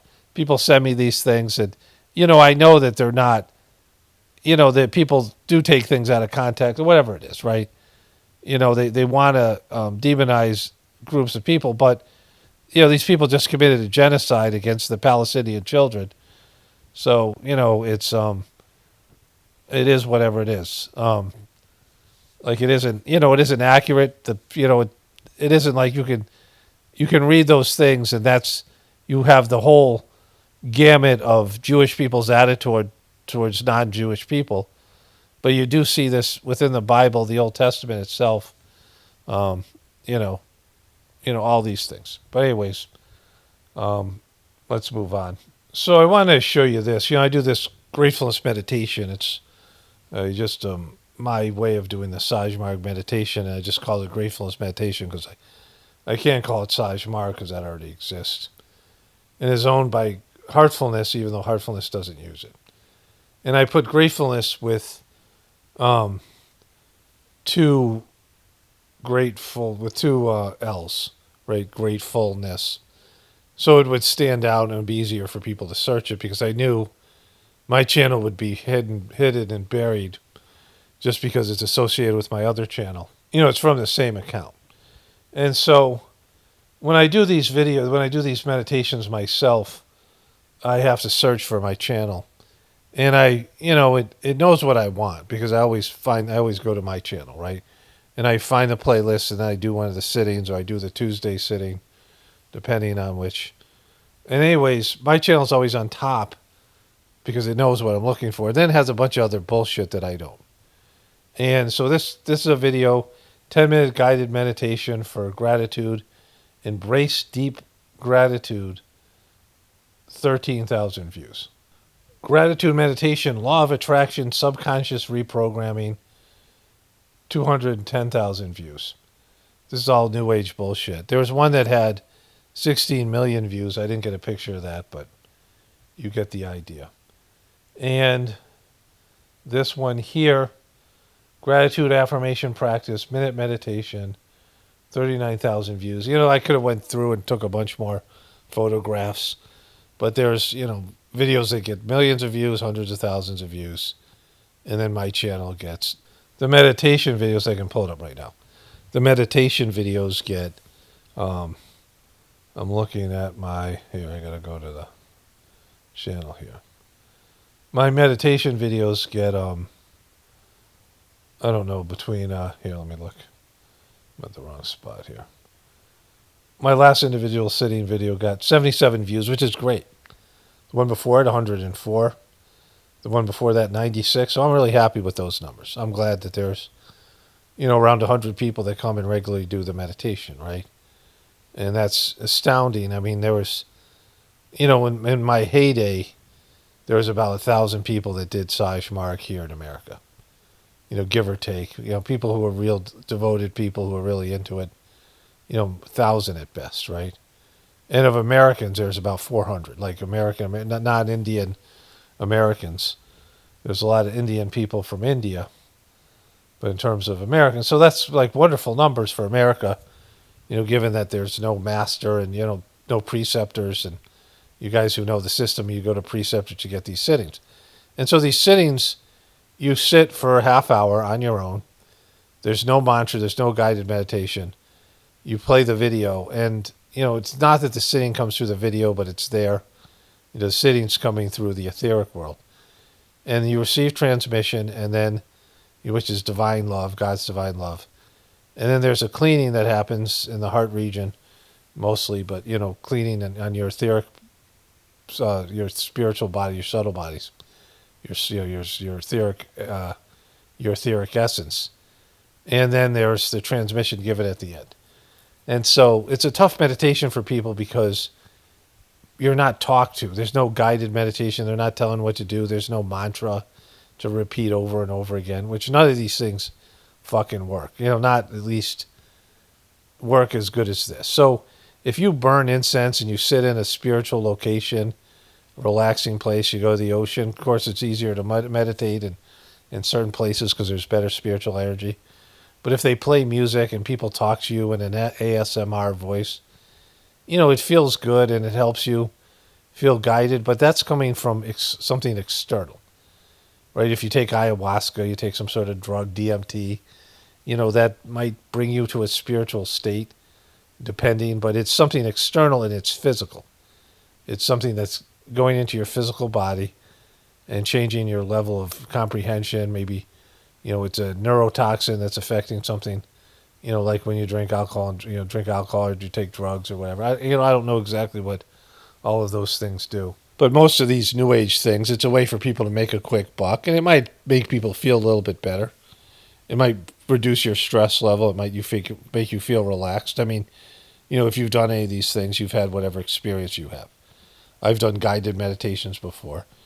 And it's, it's okay, but it's nothing like meditating and going inside and connecting to the divinity within you with the help of cleaning and transmission. Like, that's real spiritual work that happens. And people don't like it. People can't do it. They don't understand it. Like, in our system, we say the prayer and then we meditate on our own. And the cleaning and transmission's happening. But you might be sitting there with 80,000 people at a gathering, 20,000 people. Or you might be sitting by yourself, and it helps if there's more people doing it, because energy blends. But the more people, the more, if people aren't doing it right or people are gross, it can negatively affect you too. So it's, mostly it's a good thing. But either way, you have to go in and find the divinity within you, and you have to figure it out. Like, you learn to meditate by meditating, and there's a process. And I've been doing this for over 30 some odd years. And I've had definite spiritual growth, and I feel like it's the best system that humanity's ever been given for direct contact to God. And so I'm happy with it. But it's hard for people to do. And it's, I don't want to say it's bumming me out or I'm depressed by it, but I'm not psyched by it, that there's all these grateful meditations. And, that you might be able to feel grateful or more grateful after doing them. And there might be some superficial, non-spiritual benefit. But it's mostly, it's always directed. They're using spirituality to improve your material consciousness, your material physical body, and your material life, right? And that's not what spirituality is about. And so one of my viewers wrote this comment. I was talking about how when people say, oh, you're so spiritual, or you say you're so spiritual, which people say to me, or you see this, they were saying this about Erica J. Kirk. And this person wrote, I live in the USA for 17 years, but English isn't my first language. As I always say, I am spiritual, here to serve God. I've never thought by saying it was arrogant. I thought that meant I follow a spiritual journey. So thank you. I'll make sure to say I practice spirituality. I've been following you for many years and love hearing about your guidance in animal farms and the laughters and some emojis. This is a person who has I think a yoga channel. So, it's not that you were being arrogant. Like, arrogance would be what I was trying to say is that statement is an arrogant statement to make that people don't think about. But there's no I in spirituality, right? Like, you're always, Master Chargy wrote in his diary, and he was a meticulous, spiritual perfectionist. Like, he was someone who was, he really did meticulous work no matter what he did. Like, he was one of those people who did very detailed, he was very precise in his work, like a perfectionist type person, which, isn't a great thing. It can be obsessive and it can be a problem in material life, but it's really good for your spiritual, work. And he would write in his diary, he wrote multiple times, I feel like the least spiritual person in the world. And this was after he was already nominated to be Babaji's successor. I mean, it's something that's good that you have some humility and that you're never patting out yourself on the back and thinking you made it. And it's, it's an attitude of service and that, you are in a spiritual journey. You're working towards spirituality, which is a fact. Like, I've meditated now for 30 years. I've read these books over and over again. I've meditated on the books and the teachings, or I've ruminated over them. I've applied them to my life. I think about serving God all the time, But I mean, I'm a slacker, and it's limited. My commitment could be better. There's always room for improvement, but those things are facts, right? Like, I've done all those things. Do I call myself spiritual? No, I mean, in the sense that, other people are not pursuing an internalized relationship with God. Well, they're not on the spiritual path, right? I mean, people say, they identify as spiritual as a way to say they think about God, or they're New Age, or they're Christian, or, whatever it is. And that's, it's okay. But they're not really thinking about what it means, right? To be a spiritual person, you're working towards the inner connection with the divinity within you. And it's a constant work, like it's a constant choice. It's like a marriage, you're committing to your marriage, but you have to commit every day, every second, it's a constant commitment to any kind of, your job, your marriage, your kids, as a parent. Like there's parents who just say fuck it and they walk off, right? Second master of the system, Babaji, he was giving a sitting to I think the person was a man in this life, but it was a woman in a past life. And this person really had a deep craving to connect to God, like was a legitimate spiritual seeker. But in a past life as a woman, and women in India didn't have the privilege of being as spiritual people. These sannyasis that go off in the woods and meditate, and they leave they renounce their families and all that. And she, as a woman, she went out and she had these kids, and she, as a mom, she left her kids by a river and walked off and went to the woods and meditated. She could hear the kids crying as she left. And in this life, when he was giving her a sitting, it was a very strong samskara that had to be broken. Like he had to remove this impression. It was a dick move on her part, but it came out of a real desire to be spiritual. But you also abandon your family, which is in the Sajmark system, you would never do something like that, right? Like it would never be okay to do that. But like I said, it was something that happened in past life, and Babaji removed it, and the person immediately went up by leaps and bounds in their spiritual pursuit, right? And so, there's like all these types of things. There's nuances to it. What I'm kind of talking about here, I took in a break, just came in from a ice cold frickin' walk outside with my wife, it's freezing,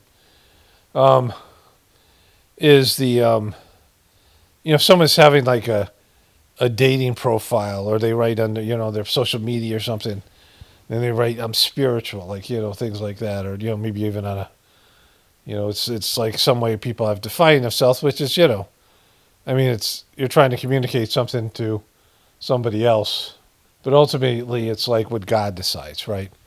Like God decides whether, your soul decides whether you're spiritual or not, or whatever that means. It's more like I was spiritual 3 times yesterday, or, I was spiritual for half the day, like this kind of thing, as opposed to somebody who focuses in on God 100% of the time. Okay, I got a few more comments to get to here. Some person wrote, nothing to my video. Erica Kirk says, so glad I'm not you, to Patsy. It's all about Candace and much more. Nothing here but the wafflings of a boy who knows little. I wouldn't say what I do here is wafflings, but So, here's the other piece to this. Not that. Here's another comment. So the person writes here, nope, that's the one I already read. The person writes this here. I've been thinking about processing your story about your life, that your wife, that your ex had 4 kids in 5 years upon the advice of Babaji. So that's not an accurate statement, right? So it was Charji wrote in a book that, he was giving a talk, like I give talks here, right? And so this wasn't dogma. He didn't say it personally to anybody. But the idea here is that the divine essence that we call the master in the Sajmark system, if you follow these teachings, that there'll be divine results, right? That they'll be backed by God. And what he said is spiritual people don't have babies, and, spiritually speaking, people shouldn't practice birth control.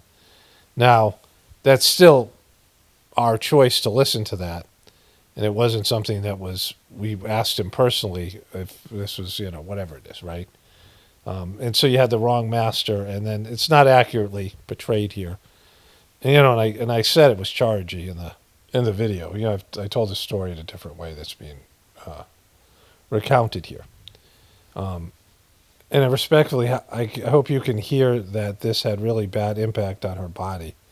It depleted many of her microminerals and other deep nutrients, and she never had a chance to recover internally, and so had emotional imbalance and neurotransmitter problems as a result.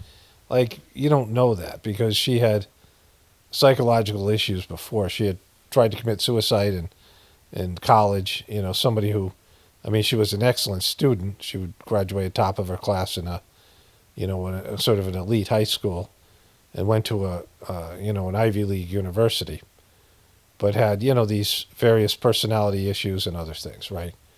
Now, whenever you have that many kids, there are nutritional issues, and other things like that, which is, part of it. But like, you don't know the story. Like, it's just not something you should comment on, right?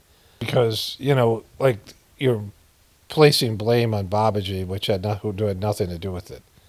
And Charji, who just said something in a talk that was in a book. And my ex was, she was married to a guy who didn't want to have any more kids. And she was pretty devastated over it and wanted to have more. And that was, she was kind of obsessive in these things. And also, she was very focused on alternative healthcare and nutrition, but really, failed at all these things because of her emotional and psychological issues. So, but she, more than anybody else, was the driving force behind it, having all these kids. And she, knew a lot more about pregnancy and the effects of it than I did, so she was whatever. My take on it, I really agree with what Charji said, but, my kids didn't pan out to be into spirituality, really don't have much of a relationship. Both of us had invested a lot of our energy and our life force into the kids, and there's going to be zero return on that investment. So, I mean, I have a different perspective just from, an unhappy experience with the whole thing. And my ex, having a, mental and psychological breakdown. But, I don't think the wrong thing was done in the sense that it could work for the right people. It just, it would work with the right people for it. And I don't know who the right people are, but that idea is a beautiful idea. The fact that, birth control is unnatural. And the reason that you have strong sexual urges and that there is, there's so much energy that's put into sexuality is because of procreation. It's there to procreate, and, there's something that it's supposed to be done. But, either case, it's, water under the bridge at this point. And so the rest of the comment here. It said, she never had a chance to recover internally, and so had emotional imbalance and neurotransmitter problems as a result. But this was an exploitation of her body, and it took a lot away from her. Of course, I don't know what type of person she was pre-pregnancy, but this is one reason that she became unstable. I'm truly sorry for the rocky road that you endured. For the future, if applicable, women need 2 years between pregnancies to regather their energy and recover. Like I said, my ex was a cutter, and she had all these other emotional, psychological issues, and just a nightmare person. These things happened in terms of her abuse history, but also, not being able to break free from it, like mentally. And, in our system, samskaras are things that are there for a reason. Your events that unfold in your life. I don't look at myself as a victim for marrying such a difficult, being in such a difficult situation, because I know it was for my spiritual benefit, although it sucked. And so there's that. So this person goes on to, the same person who commented, goes on to say this thing about me and the amount of ads on my videos, and then contradicts what I say. This is that kind of thing that I tell people don't do, right? And just, being a burden on the channel and not giving anything back. So, the person said that I can control the amount of ads that are on the video. See, what it is, it's called mid-roll ads. And I turn the mid-roll ads on, and now I can't fix that. And so in terms of upload defaults, I can't fix the amount of ads. So I can pick how many ads go into the video and the placement of the video, but I just don't have it in me to do that. Like, I just don't. That's, so to say that I can control the amount of ads is not correct. If I could control it in the default settings, I could turn off mid-roll ads, and then there would be, are you guys going to pay for, leave donations so that I'm compensated enough to do that. Like, people, if there was enough people said that they would donate a couple of bucks per video, or if I had, if I could triple my membership and this was an all membership type situation, I could turn off the ads altogether. And so, those are the options. Otherwise, don't burn me with whatever your thing is. Just going back to it, my ex wanted to do a lot of things like homeschooling and homesteading, and the having a lot of kids, having a big family, and then just quit on all of it. And it isn't because of lack of micronutrients, because she did that with everything. Like she, and got other people involved. So that's, especially my kids who were given an incomplete education, this other kind of stuff, which is, real bummer. And was a perpetual victim. So again, this is not me being hateful or angry. I'm just saying that's the way it was. And to have somebody hear the story and then somehow try to make her the victim of the thing because of their own personal, bullshit that they're going through. People have their own personal perspective by what they've gone through. So then there was this, greetings, brothers and sisters. Hello, Paul. Thank you for your content. There's something I would appreciate your input on. How does one reconcile inaction, the world with letting things take their own course within God's overreaching plan? ? I agree when you say protests don't make a difference, yet I also see the value in certain commenters highlighting various aspects of the beast system. I accept what a great many people cannot, will not, maybe should not be woken up. I'm reading a translation of the Mahabharata and have watched a couple of different Bollywood versions of the epic. I was wondering again how one reconciles duty, dharma, action in the world. I find myself caught up in paradox of contending with forces that seem negative in the world and let it be attitude. And where does such a stance simply become apathy? A kind of, what can little old me do?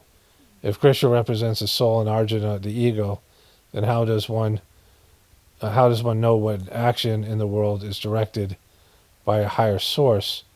I understand the distinctions you make between social reformers. Let me switch. It's a fucking long comment. Okay, so this is a two-parter. I have to find the second part here. Okay, here we go. Let me make this bigger too. I can understand the distinctions you make between social reformers. You have used Gandhi and Jesus as examples compared to the mystics that meditate and perhaps draw divine energies which are subsequently transmitted into the world. Something like the masters of spiritual systems you follow in its own way isn't transmission kind of direct action. As you may be able to tell, I'm struggling to express the point. But here's an example. As a certain groups make noise and powers that be respond and more of the beast is exposed, isn't that a good thing? Perhaps anyway, I wish you and yours well. And then a bunch of other stuff here. Thanking me for whatever it is. My content. I'm not sure what the question is here because I pretty much explain this stuff as best I can. And each person has to figure out for themselves what's accurate or not, and what to do. So, in the Sajmarg way of thinking, if you're a soldier, then you fight in wars. Like if you're a judge, then you rule on criminal cases. If you're a doctor, you do doctorly things. And in that, that realm of your job, you also can expand and learn more than you'll go outside of allopathic medicine, for example, or, bring in spiritual ideas and some of the, whatever it might be, intuition. I can't speak for each person, but there's the highest level that you can do your assignment. There's the lowest level where you just kind of mail it in, or you become corrupt and you take money or whatever it might be. And so each person has their life and their assignment and their work that they're supposed to do within the sphere of the system. And you can, be an honorable person in a corrupt system the best that you can, right? But I think that everybody in the truth community thinks there's some way to save the system, but they're waiting for everybody else to do it. And, this idea, if you wake everybody else up, I say this all the time, why do you think that the people who need to be awoken, will somehow be better than you, or be more passionate and be smarter than you, and will be able to solve the problem that you who are already aware of the problem can't solve? Those people are usually, weaker and less invested in this thing than you are, and they're not going to come up with something that you can't. So like the whole thing isn't about saving the system. You're saving a system that can't be saved. So it's not even a, it's something that, people can go protest. They can do whatever the fuck they want, but it's just wasting your time and energy. There's people who are on lower levels of consciousness and they have to, read the Bible or go to, practice their religion because they can't do spirituality. They're not ready to do it. And so that's, whatever they're doing is all that they can do, and that's great for them, right? And so, everyone's just got to find what they're supposed to be doing, their specific role, and their specific spiritual path, and connect to the divinity within them and let God guide them from within. And, not everybody can do that, and so that's all, there's not a lot of thought that has to go into it. Like either that resonates with you and there's a path for you to do that, or, you just go do whatever you're supposed to do. And I just don't think any of it's important at this point. Like, I just think that based on the way that the Heartfulness thing and Dodgy imploded, it was, a hard thing to watch. He took down a whole organization. Chargy did so much work, the third master of the system, to create the mission and the people and the ashrams and all this infrastructure. And I think it's going to be lost forever. And he had, so many books and talks and teachings, and it's just gone. I was thinking about that the other day, and, it's a little bit depressing. It's just, I won't be able to see the long-term effects of this and probably won't even be able to understand it till I'm no longer in my physical body and I'm in the spiritual world. So, but other than that, the spiritual life, you just keep your head down. You keep on chugging along, having faith in the system that you have, and keep on going even when things look bleak or whatever it might be. Anyhow, I got to wrap this one up now. I'm losing my voice a little bit. Okay, so I just ate some dinner and I was watching some football with my wife. And, I want to respond more to this first comment about the stuff to do with my ex. And, the way the person painted the comment is that this is some like sort of cult-like thing where we went to this guy Babaji who had been dead for years. We went to Chargy and said, what should we do about having kids? And he said, well, just have as many as possible. And I stated in the story that this came from a book, right? There's a book called Fruit of the Tree, and Chargy gave these a variety of talks. And some of the things he was saying was that, right now we have an ever-growing population, but there'll be a time in the future where it will be very hard to have babies like children of men. And so I'm not sure whether he got this. These are two different talks, but these were things that he was saying. And people who are spiritual generally don't want to have kids. Now, many of the people who, do the meditation were middle and upper middle class. Some of the people were really wealthy in India. And wealthy people tend to have less kids. Plus, they were traveling quite a bit to do the meditation and things like this. And so, he was talking about specifically that spiritual people don't have kids, and rich people or people with more money don't have kids. My ex had studied sociology. She had an MSW, and she, gone to various places like Cuba, some of these things. And she was well aware of the fact that the only way to get to reduce the world's population was through education and bringing people up to higher levels of financial status and lifestyle. And those people tend to have less kids. Poor people who need kids to do labor and don't have access to birth control and sometimes are uneducated about it, they tend to have lots and lots of kids, right? And so there aren't that many spiritual people, religious people that have a lot of kids, and oftentimes those people are poorer and have less advantages, and higher developed souls have nowhere to be born in this world, right? This is what he was saying in the talk. And that, as spiritual people, you should let nature run its course.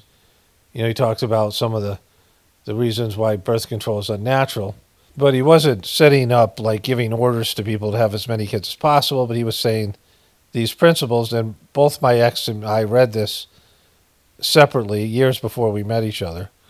And I was like, that makes sense, right? And so it was something that, registered, but there was no the masters of the system rarely gave people any sort of orders that didn't have to do with the organization itself. It didn't tell people how to live their lives. They would set out these principles, and people, they weren't commandments. They weren't, instructions. They were, this is the best way that we feel there is to live. And you could take as much of it or leave it as much as possible. But I believed in all of it, and I still do, right? Because, at least in terms of the principles themselves, that, that maybe you're not able to do it, maybe it's, we live in different times, and, it's just not possible or isn't something that will work right now. But these are principles of spiritual life and spiritual living.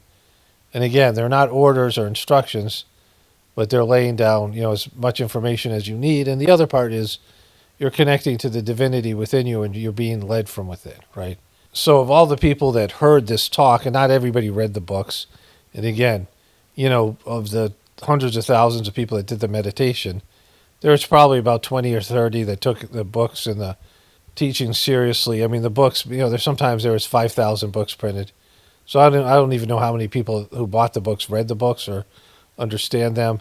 There was constant idea that people were going back to religious rituals and practices, habitual practices that they did as children and growing up in India specifically. And the people in the West, the Americans and the Europeans, their tendency was to read the books and kind of have a problem with the teachings because they were liberal hippies and they were New Age people, and they were having problems with the discipline and problems with the traditional views and some of these things, right? So very few people followed any of the suggestions in the books, and I was one of the people that did, because I didn't have a code of conduct, and I didn't believe in anything, and because of the transmission and the teachings and the benefit and the evolution I was experiencing, I believed in it.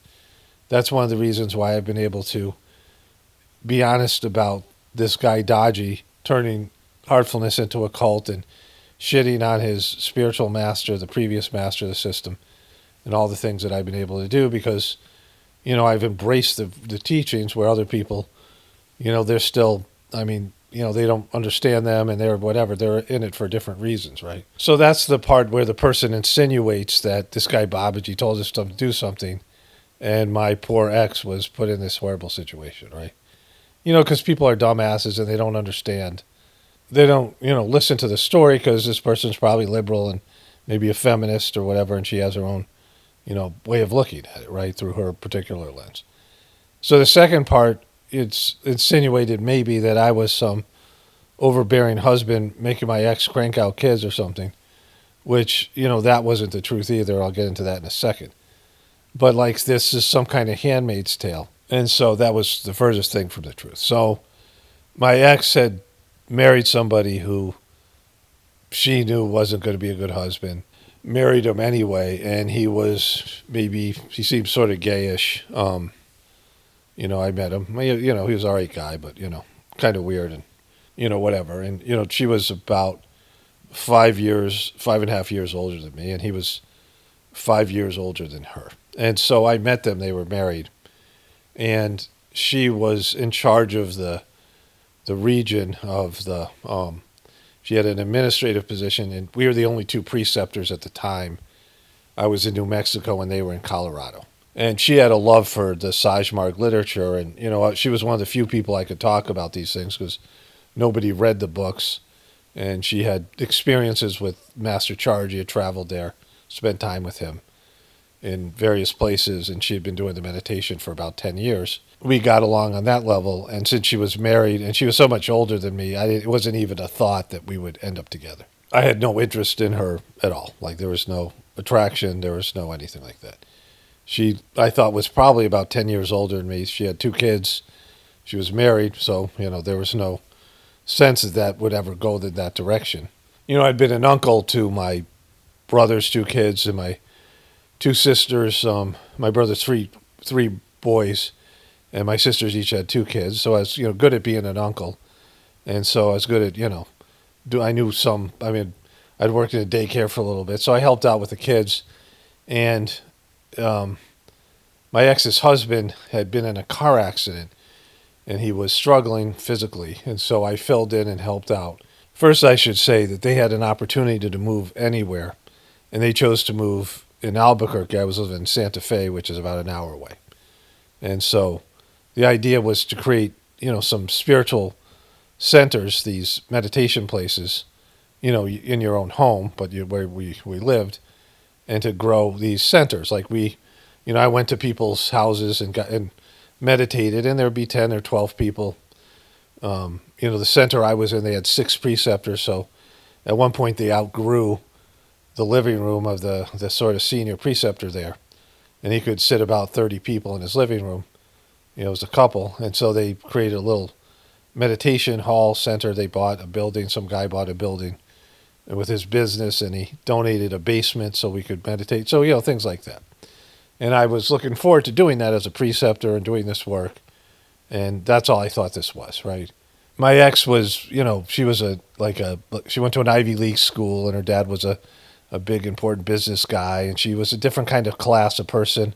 She was more refined and more sort of educated and, less, I'm kind of rough and more rugged and, whatever. So other than the meditation, we didn't have a lot in common. I thought she was a little bit weird too, whatever. She was a little bit weird. I mean, she talked about being sexually abused by her dad like the first time I met her, things like that, right? And so there was no sense of we'd ever get together. But what I didn't know is her husband was looking to get out, and he had his own psychological difficulties and things which would come up later. And she was always looking for, she dated men like a chain smoker smoked cigarettes. She would light a, new cigarette before she finished. She'd light her new cigarette with her old cigarette, right? So all of her relationships overlapped.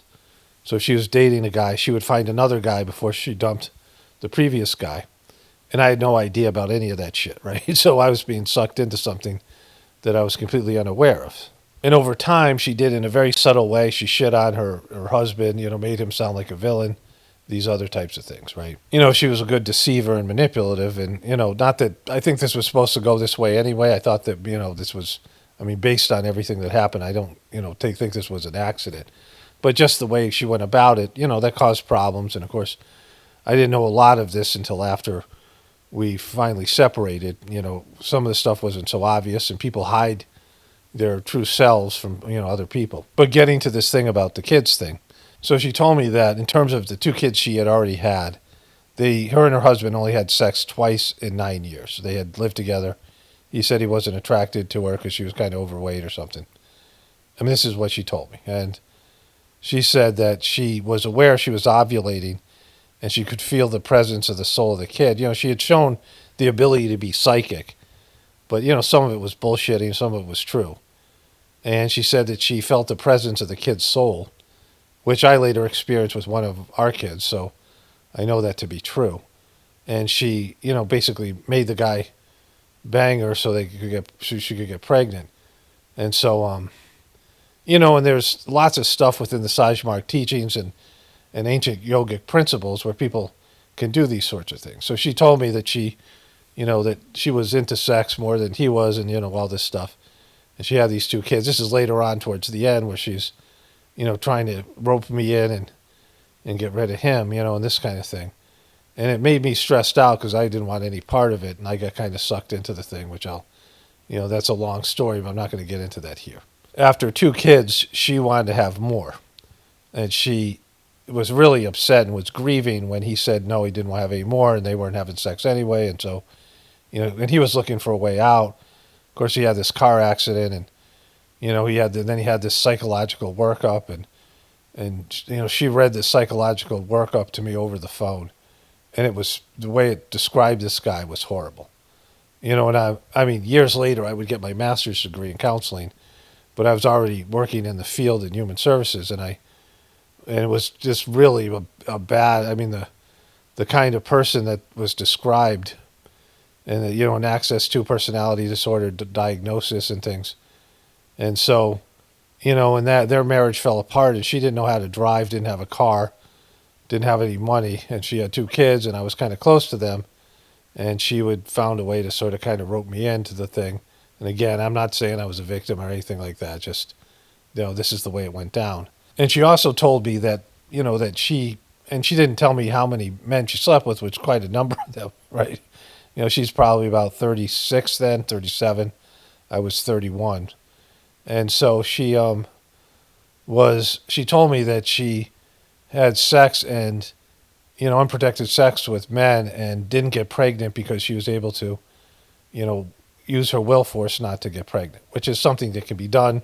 I mean, ancient spiritual principles, this is stuff that I'd read about. So it wasn't something that was, I had no reason not to believe her, even though it sounded kind of, unrealistic, right? And, it might have even been true because she slept with probably close to 100 men. She never said no because she had no boundaries and, a lot of issues with that when she was in high school and college.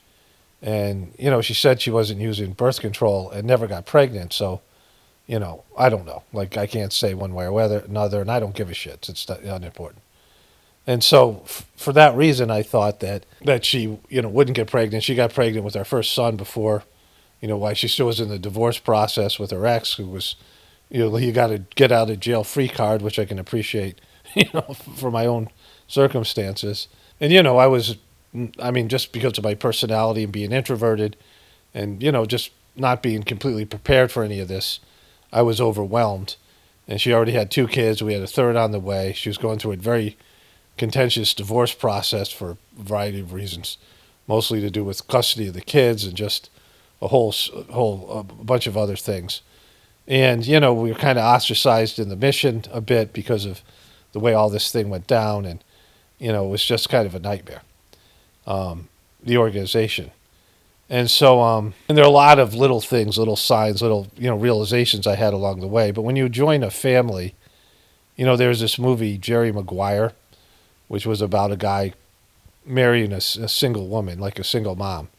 And when you marry a single mom, she already has a family, right? She has her kids, and you kind of have to adjust to a lot of their ways of doing things, which was difficult for me to do. And she was very insistent. She was a perfectionist, and she wanted to do her things her way. She wanted to homeschool the kids, and she was, adamant about this and some of the other things. And, she wanted to have lots of kids. And we had both agreed upon that teaching.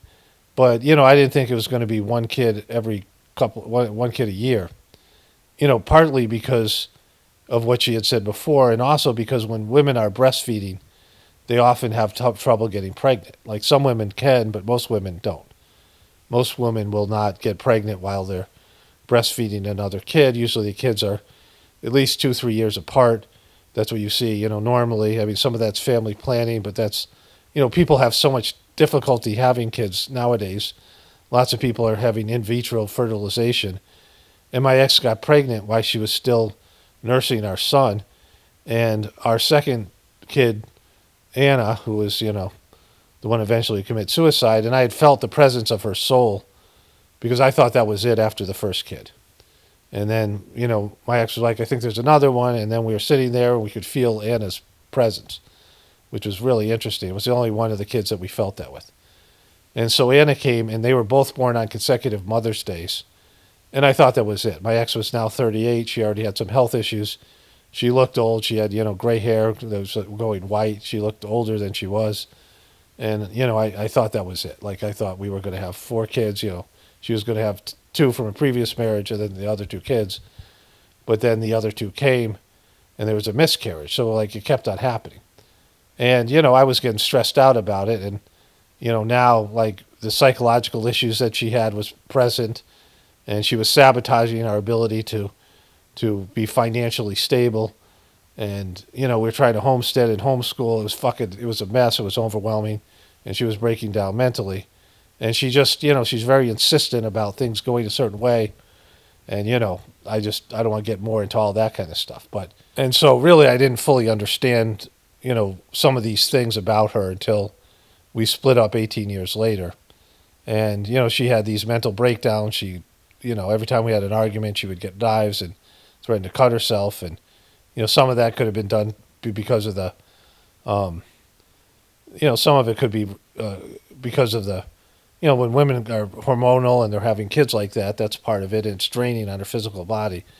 But also we had this house that the previous owner had committed suicide, and there was just kind of weird energy, and all these people showed up and told the stories, and that's where things went south. And I thought once we moved from the house, things would get better, but they didn't. My ex just, when all the dust settled, I realized that she just couldn't be successful. Like, she hated herself too much. There's all this fucking self-sabotage and I think possibly multiple personalities and things that were going on. She was fractured and broken. She told me in the beginning of our relationship she was broken, which, if that was something she actually believed, she shouldn't have had kids at all, right? It shouldn't have been, whatever it was. And like I said before, I benefited from the cleaning, right? So, but the person that was driving the thing the way it went was her, right? Because, I didn't care about a lot of things. I hadn't thought about these things in terms of, how many kids that I wanted to have. I didn't even know if I wanted to have kids. I mean, I had these experiences that led me to believe that. Of course, there was the Sajmark system, and I saw a lot of these kids that were growing up in the system, and they seemed like they were neat kids, and they were so much better than the kids I was working with in treatment centers, right? And so, there's so many details and so many nuances of the story, and I'm not going to tell it here. I've talked about it in the Journey series. But, people come in and they listen to these things, and I can understand you don't understand the full story. But then, you don't say anything, right? It's just, you get comments like this, and I'm having to explain something that really isn't all that important. I've explained it over and over again. I've talked about it in the past in the Journey series, and people can believe it or not, or they can have their own interpretation of events, and that's fine. Just don't burden me about them. That's what I say over and over again. I don't need your input about it. It's just, especially these long comments and whatever it is, and it's just, I understand when I say these things, people are going to come up with their own stories and based in their own personal experiences, and they're going to have their own beliefs and, whatever. I just don't want to hear about it. I'm not, I'm telling you these things because it might benefit somebody who's going through something similar, and it's part of my story or whatever it is. And I don't mind sharing this stuff with you, but I don't, this isn't something where it's like it's like some kind of a feedback loop, right? Where somebody can get a little information, misinterpret the story, and then drop some, whatever it is, Monday morning quarterback shit. Anyways, let me wrap this one up here. Only spirituality will save this world. It's power motto, definitely important for the apocalypse. And the ascension, everyone have a blessed day and be grateful.